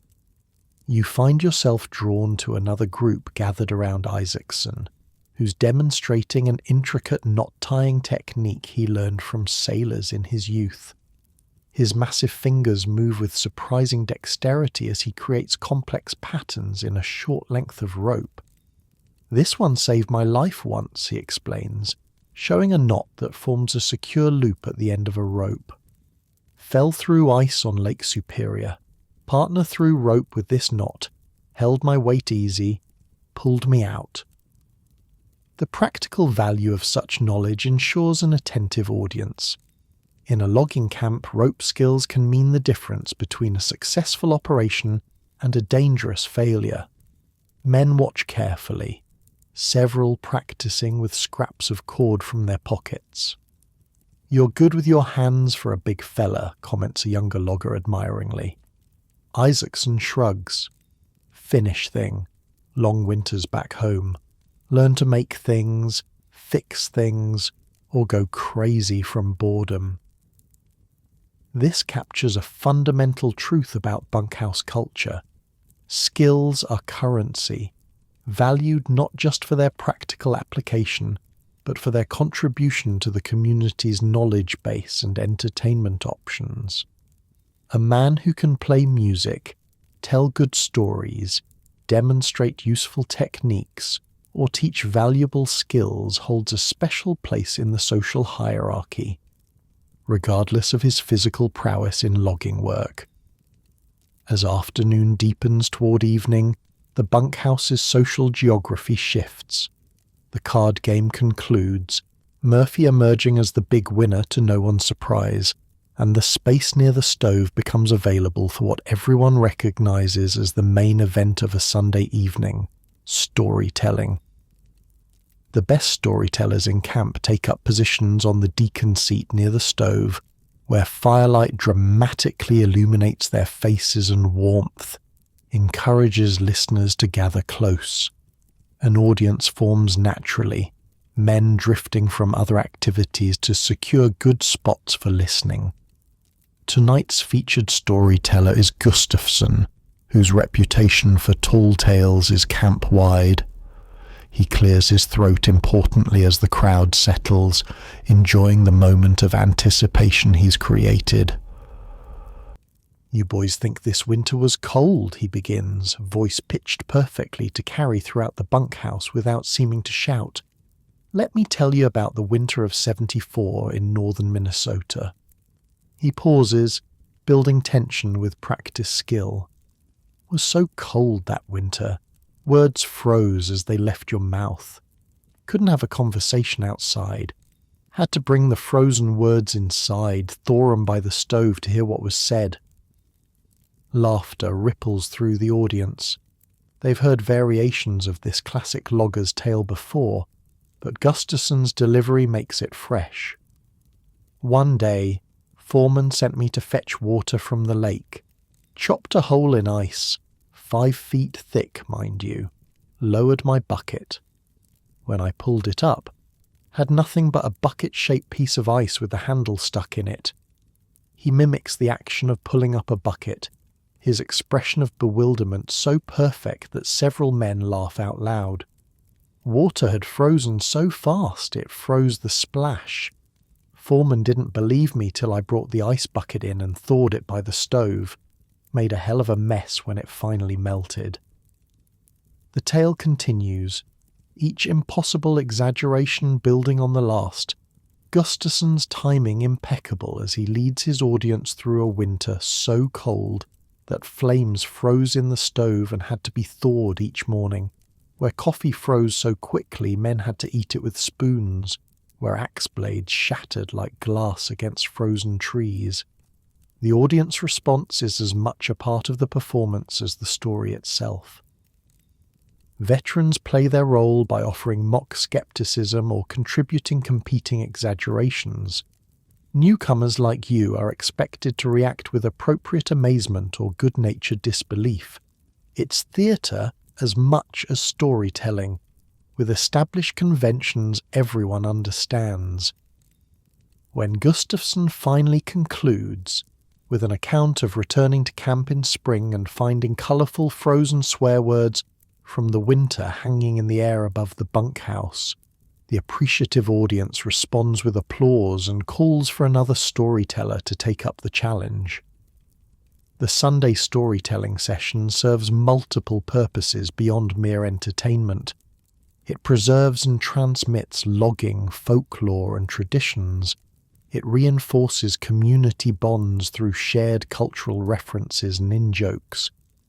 Perhaps most importantly, it provides a creative outlet for men whose daily work is physically demanding but intellectually unstimulating. As one storyteller gives way to another, you notice the complex social dynamics at play. There's a clear hierarchy among storytellers. Some, like Gustafsson, are headliners who command respectful silence. Others occupy a middle tier, their stories welcomed but subject to more interruption and heckling. Novices are given their chance but must prove themselves worthy of attention through skill or originality. Your turn next week, Schmidt tells you quietly during a transition between storytellers. Every man contributes. Camp rule. The prospect is mildly terrifying. You've listened to enough bunkhouse tales to understand the standards expected. A good story should be entertaining, preferably funny, with elements of danger or the supernatural woven in. Exaggeration is not just permitted but required. Most importantly, it should reflect the shared experiences and values of logging life. What if I'm not a good storyteller, you ask anxiously. Schmidt shrugs. Then you'll learn to be one, or find another way to contribute. Music, maybe, or carvings like Swenson there. He nods toward a quiet Swedish logger who creates intricate wooden figures during evening hours. Everyone gives something to the life here, makes the winter pass easier. As the evening progresses, the nature of the stories shifts. Early tales tend toward humour and outrageous exaggeration. As night deepens, the narratives often turn toward the supernatural, ghost stories, encounters with strange creatures in the forest, inexplicable events that befell loggers in years past. Knew a man named Johnson, worked the Black River camp in '82, begins an older logger with a raspy voice perfectly suited to ghost stories. Good worker, reliable. One night in January he woke the whole bunkhouse shouting about seeing his brother standing at the foot of his bunk, dripping wet and blue-faced. The bunkhouse grows quieter, men leaning forward slightly to catch every word. Thing is, his brother was working a camp 50 miles north. Next day news came. Brother had fallen through ice, drowned the very hour Johnson saw him. Body wasn't recovered till spring. This story generates no laughter, only thoughtful silence, and a few murmured accounts of similar premonitions or visitations. In the isolated world of logging camps, where death is a constant companion and conventional religious services rare, men develop their own spiritual framework to make sense of mortality and the unknown. By unspoken agreement, the storytelling session ends with a return to humour or adventure tales. No one wants to sleep with ghosts and darkness too fresh in their minds. The final story tonight comes from LeBlanc, who recounts an improbable but hilarious tale of outsmarting a notoriously strict camp inspector by hiding evidence of rule violations in increasingly absurd locations. As the organised storytelling concludes, the bunkhouse transitions to its nighttime configuration. Men prepare for sleep, conversations quieting to murmurs, activities winding down. But the social aspects don't end entirely. Smaller groups continue quiet conversations. Pairs play checkers by lantern light. Individuals read dog-eared books or write letters home. Mail goes out tomorrow, Schmidt reminds you. Good time to write home if you haven't lately. Letter writing is another crucial social connection in the isolated world of the logging camp. The monthly mail delivery brings precious links to the outside world. Letters from family, occasional newspapers, perhaps small packages containing tobacco or other luxuries. Outgoing mail provides an opportunity to maintain relationships that will remain important when the logging season ends. You take Schmidt's advice, finding a quiet spot to write by lantern light. The letter is simple, assurances that you're well, brief descriptions of work, careful omission of the worst hardships that would only worry your family. What matters isn't so much the content as the connection maintained across hundreds of miles of wilderness. As you write, you observe the nighttime social patterns of the bunkhouse. Unlike the structured activities of earlier hours, these interactions are more intimate. Confidences exchanged between bunk neighbours, quiet conversations about families left behind, occasional soft singing as a logger reminisces about home. First winter's always hardest, comments the man in the next bunk, noticing your thoughtful observation of the scene. Not just the cold and work, it's being cut off from everything you know. Family, sweethearts, normal life, make some men crack by February. What's the secret to handling it, you ask? He considers this seriously. Finding your place here, contributing something, becoming part of this world instead of just enduring it till spring. This insight strikes you as profound. The men who struggle most with bunkhouse life are often those who remain perpetual outsiders, unable or unwilling to integrate into the camp's social fabric, counting days until release rather than finding meaning in the present community. Over in a corner, a quiet ritual unfolds that illustrates another aspect of bunkhouse social life. Two Finnish loggers, Isaacson among them, have constructed a small version of their homeland sauna by hanging wet blankets around a section of wall near a small sheet metal stove used for heating water. In this improvised steam room, they perform an abbreviated version of the traditional Finnish sauna, complete with the gentle self-flagellation, with pine boughs believed to improve circulation. Keeps us Finnish, Isaacson explains later when you ask about the practice. Body needs heat that goes bone deep sometimes. Stove warms the air, but sauna warms the soul. The camp authorities tolerate such cultural expressions as long as they don't interfere with work or create safety hazards.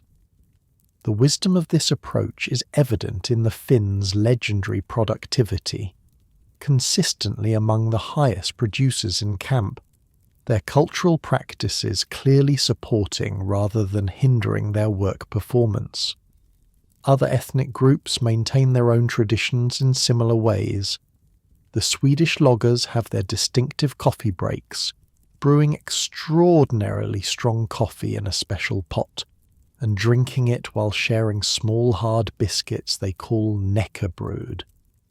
The French Canadians maintain elaborate traditions around feast days, saving portions of their rations to create special meals on significant dates in the Catholic calendar. These cultural expressions serve multiple purposes. They maintain connections to heritage and identity, that might otherwise be lost in the homogenizing environment of the camp. They provide psychological comfort through familiar rituals.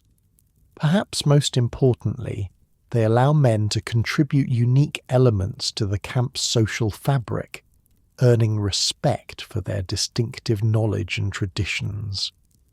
As the evening progresses toward night, the bunkhouse gradually quiets. Danny tends the stove with his usual care, banking it properly for the night. Men settle into their bunks, murmured conversations fading to silence, occasionally punctuated by a cough or the creak of the building settling in the cold. In these last quiet moments before sleep claims the camp, you reflect on how completely your understanding of the bunkhouse has evolved. What first appeared to be simply a functional shelter has revealed itself as a complex social organism with its own culture, traditions, hierarchies, and support systems. The physical structure itself, the carefully notched logs, the strategic roof design, the central stove, provides the essential protection against winter's deadliest threats. But it's the social structure built within those walls that protects against equally dangerous psychological threats: isolation, monotony, loneliness, and despair. Together, these physical and social architectures create something remarkable: a functional community of 100 men from diverse backgrounds, living in close quarters through months of isolation and hardship, maintaining not just survival, but a degree of contentment and even joy in the midst of one of the world's harshest environments. As sleep approaches, you're aware of the soft symphony of bunkhouse night sounds, the gentle snoring of tired men, the periodic creak of the building responding to temperature changes, the occasional murmur of a man talking in his sleep, and underlying it all, the reassuring sounds of Danny tending the stove that keeps death at bay for another night. Outside, the March stars blaze in a black sky. Frost forms on every surface, and the forest stands silent under its burden of snow.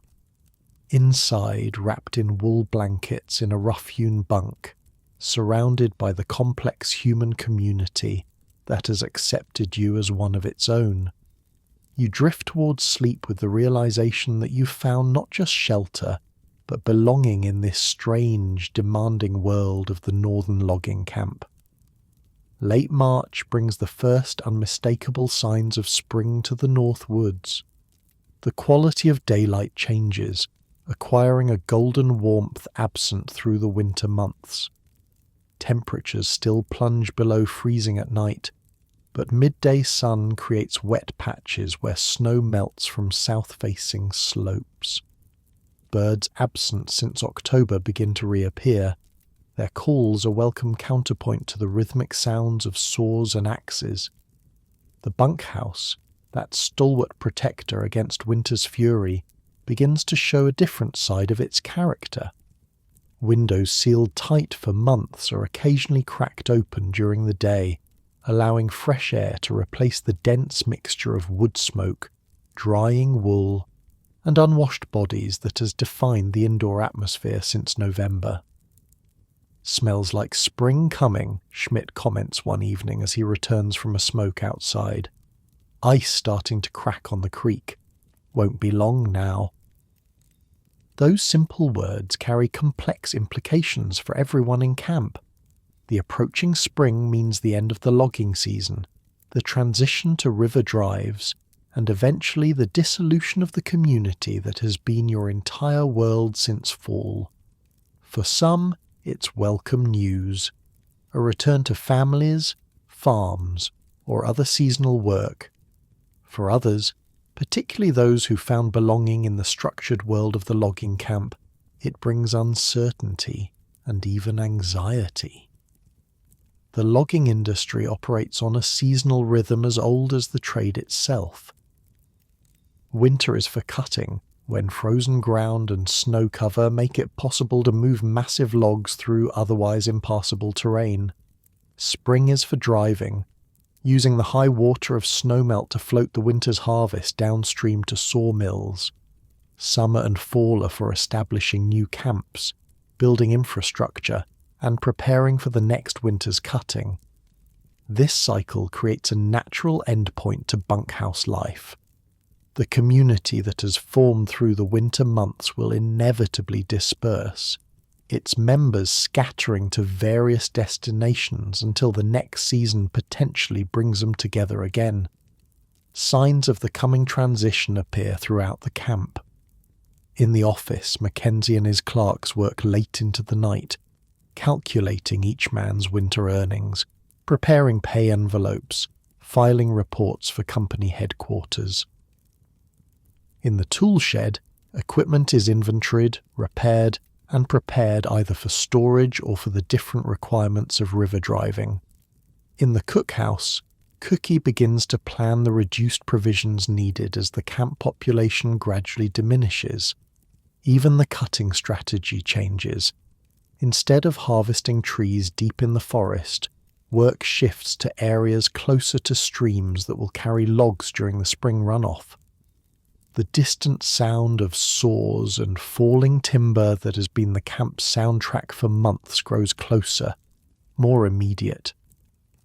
"Ever done a river drive?" Gustafson asks one evening as a group gathers on the deacon seat, discussing the coming change. "No," you admit. "Considering it, though. Pay's supposed to be good." Several men exchange glances that contain volumes of unspoken warning. "Pay's good because risk is high," Schmidt says carefully. "Driving is a young man's game, different skills than cutting." Isaacson nods in agreement. Logs in water are like wild animals, no respect for human life. Move wrong way, crush you without noticing, or pin you underwater. Many ways to die on a drive. Talk to a historian who studied old insurance records from these logging companies. Death rate on river drives was insane. About 1 in 5 river drivers would die or get seriously injured during their career.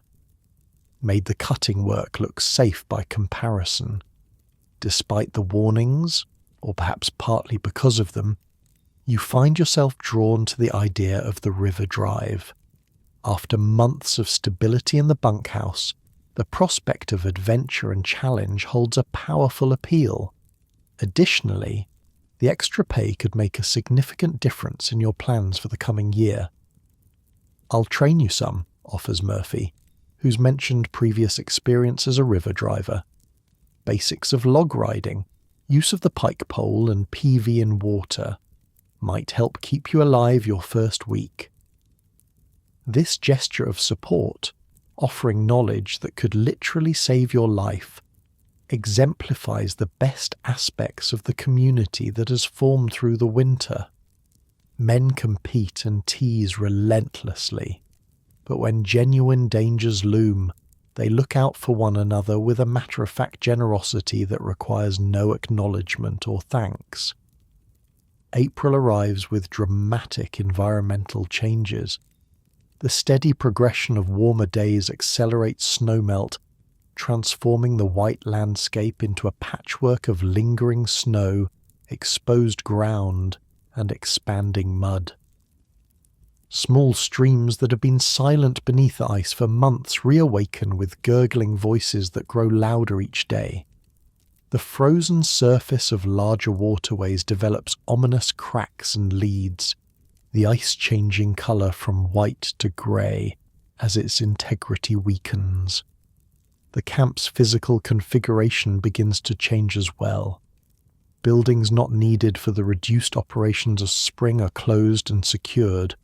Some men depart, those not interested in river driving, those with farms needing spring attention, those simply eager to return to families or other lives beyond the woods.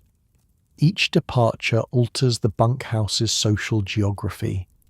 Gaps appear in the formerly crowded rows of bunks. Conversations grow quieter with fewer participants.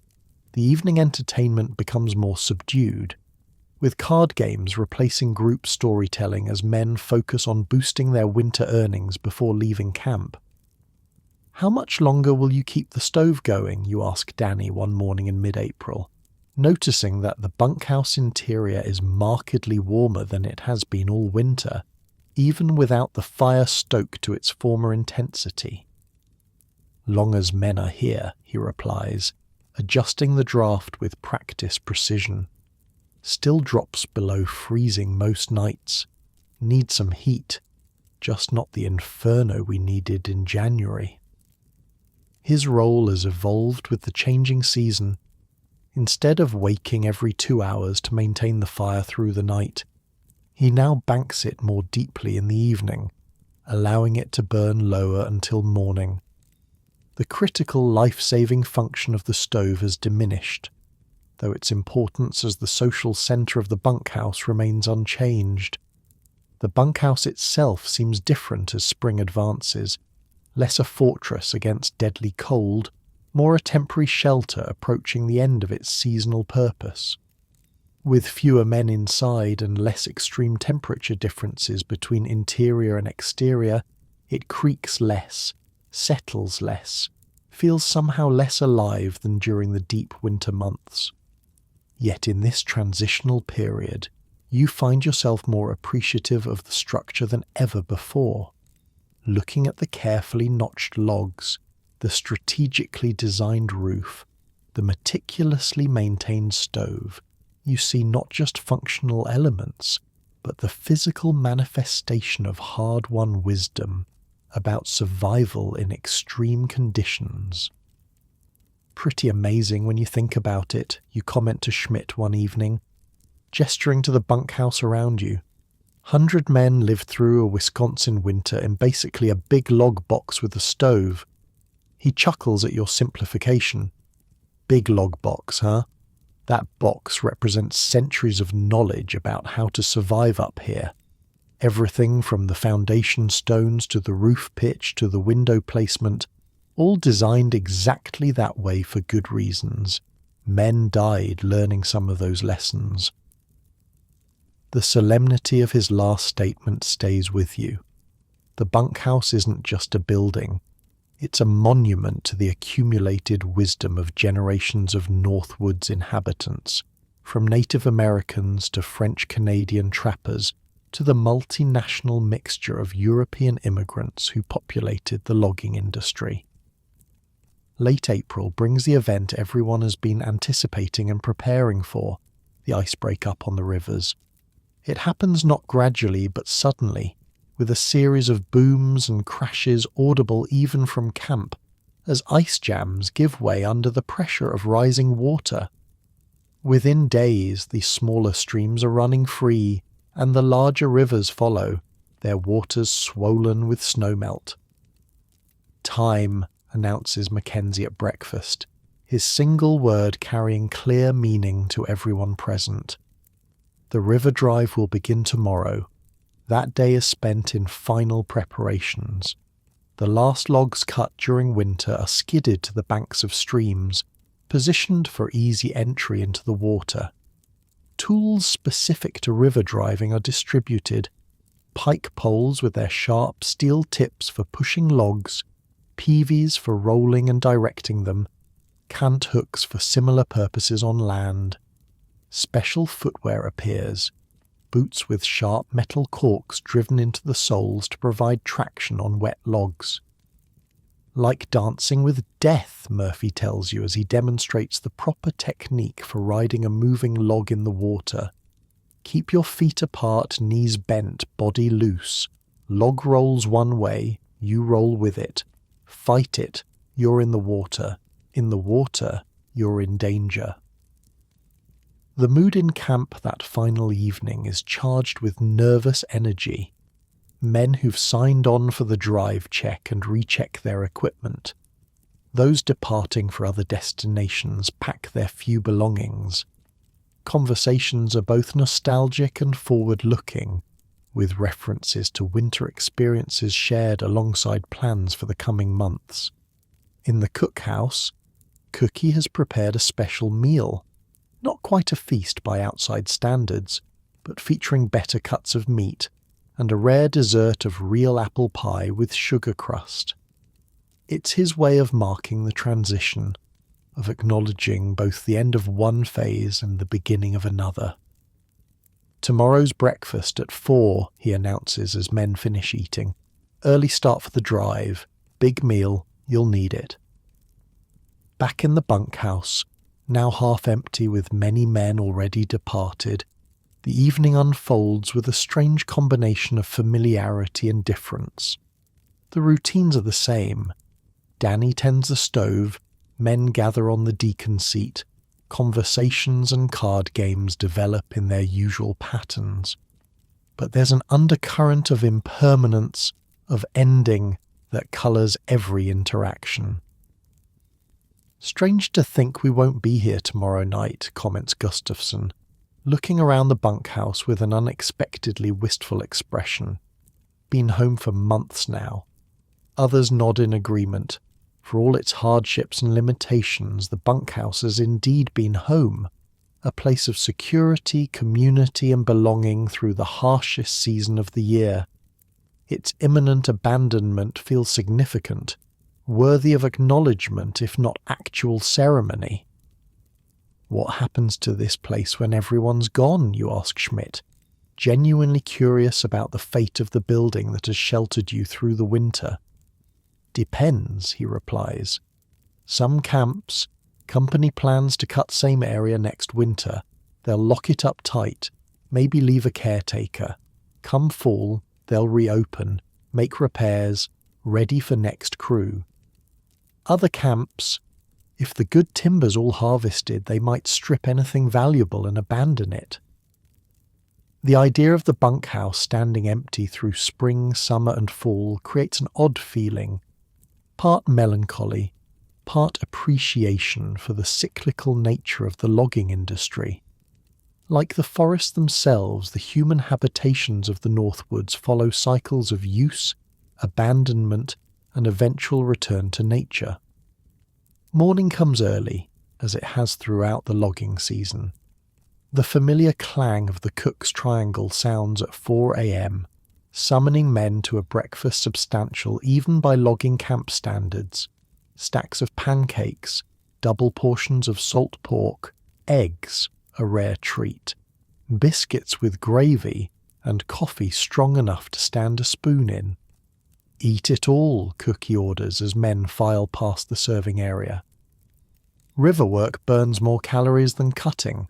Cold water sucks heat from your body all day. Need fuel. After breakfast, a flurry of activity transforms the camp. Bedrolls are packed and loaded onto wagons. Final checks of tools and equipment are made.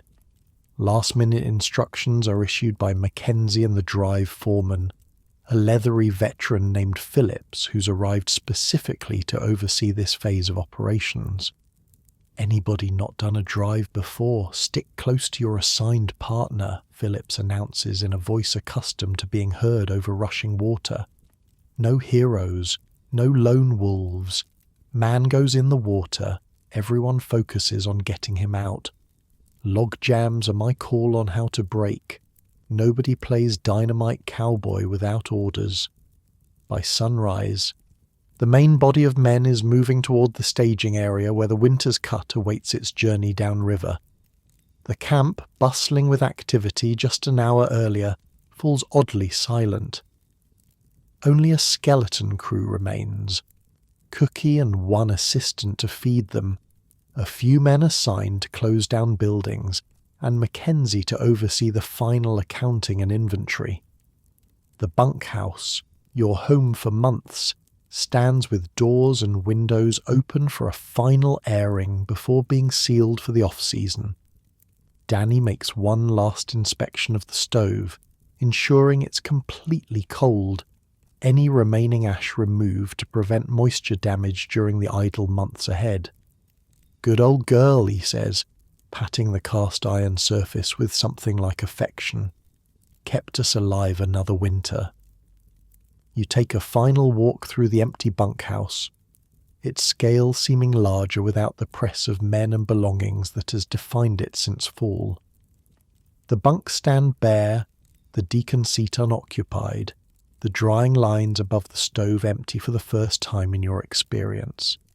Yet the space doesn't feel abandoned so much as resting, like a living thing taking a well-earned break after months of continuous service. Outside, the spring transformation of the landscape continues its accelerating pace.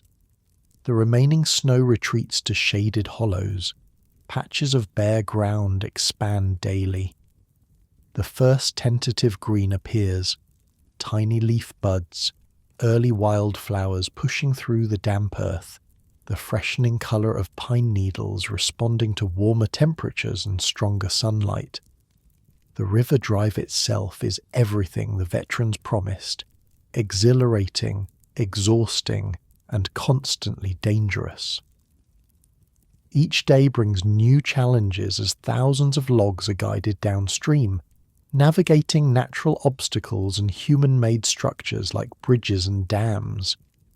The physical demands are different from winter logging, but no less intense. Constant balance work on rolling logs, wrestling with pike poles to free jams, fighting the cold that seeps through even the best wool clothing when soaked by river spray. The social dynamics of the drive crew differ from bunkhouse life as well. Instead of the stable community that evolved through winter, the rivermen form a more fluid brotherhood, centered on immediate challenges and the continuous mutual protection needed in hazardous conditions. Camps are temporary, often just tarpaulins stretched between trees. Meals are simpler, cooked over open fires by assistant cooks who travel with the drive. "Miss Cookie's cooking yet?" Schmidt asks with a grin about a week into the drive, as you both chew on tough biscuits and saltier than usual beans. Among other things, you admit, thinking of the relative comfort of the bunkhouse compared to your current sleeping arrangements on the riverbank. "Never thought I'd get nostalgic for a straw mattress in a drafty log building," he laughs. "Happens to everyone. Spend all winter complaining about the bunkhouse, then miss it like hell come spring." This perspective shift is common among the river drivers. The bunkhouse, which often seemed confining during the depths of winter, transforms in memory to a place of comfort and security compared to the constant movement and improvised shelters of the drive. The drive continues for several weeks, following the river's increasing volume as tributaries add their snowmelt to the main branch. Eventually the logs reach the sorting booms near the sawmill town, large floating barriers that corral the timber and allow it to be separated by company markings before processing. Here, the drive crew's work ends. Men collect their pay, say their goodbyes, some perfunctory, others genuinely emotional after shared dangers and challenges, and disperse to various destinations. Many will return to the woods come fall, starting the cycle anew. Others will move to different industries for the summer months: railroad work, farming, construction. A few, particularly older men with accumulated savings, might retire from the physically demanding world of logging altogether. You find yourself at a familiar crossroads with Schmidt, who's headed west to Minnesota for summer work with a former logging partner who now runs a small sawmill. "What about you?" he asks as you both await the westbound train that will take him the first leg of his journey. "Back to the farm, or got other plans?" The question makes you realize how much has changed since you arrived at the logging camp last fall. You came as a greenhorn seeking winter wages, with no real understanding of the world you were entering. You leave with new skills, new knowledge, new friendships, and a profoundly different perspective on both the natural world and human community. "Thinking I might sign on with the same outfit come fall," you reply, somewhat surprising yourself with the decision as you speak it aloud. Mackenzie mentioned they're opening a new camp northwest of here. Said they could use experienced men who already know the routine. Schmidt nods approvingly. Logging gets in your blood. For all its hardships, there's something about it that calls a man back. The simplicity, maybe, or the brotherhood. Hard to find that in other lines of work. As the train approaches, belching smoke into the spring sky, you reflect on the bunkhouse that sheltered you through the Wisconsin winter. In your mind's eye, you see it standing empty now, its stove cold, its bunks bare, dust gathering on the deacon seat where so many stories were told on winter evenings. Yet it doesn't feel truly abandoned. Like the forest themselves, the bunkhouse waits for the cycle to continue, for fall to bring new crews, new stories, new challenges. The physical structure, with its carefully notched logs and strategic design, will endure to shelter another season of men from winter's deadly cold. The social structure, though dispersed for now, will reform with both veterans and newcomers, preserving traditions and wisdom hard-won through generations of Northwoods experience. As you shake Schmidt's hand in farewell, you realize that the bunkhouse has given you more than just physical shelter through the winter months. It's provided a model of human adaptation and community, how people with diverse backgrounds, united by common purpose and challenge, can create a functional society in even the harshest conditions. The train departs in a cloud of steam and coal smoke, carrying Schmidt and several other loggers toward their summer destinations. You turn toward town, planning to enjoy a few days of relative comfort in a proper bed with regular meals before heading to your own summer employment. The logging era that spawned these bunkhouses would prove relatively brief in the grand sweep of American history, lasting from the mid-19th century to the early 20th, when railroads, internal combustion engines, and changing forestry practices transformed the industry. Yet its impact on American culture, economy, and national development would be disproportionate to its short time span. The simple log structures that housed generations of lumberjacks through northern winters stand today as powerful symbols of a certain American character, resourceful, communal when necessary, hardened by challenge, adapted to extreme conditions. Few original bunkhouses remain, victims of their intended temporary nature and the harsh northern elements they were designed to withstand.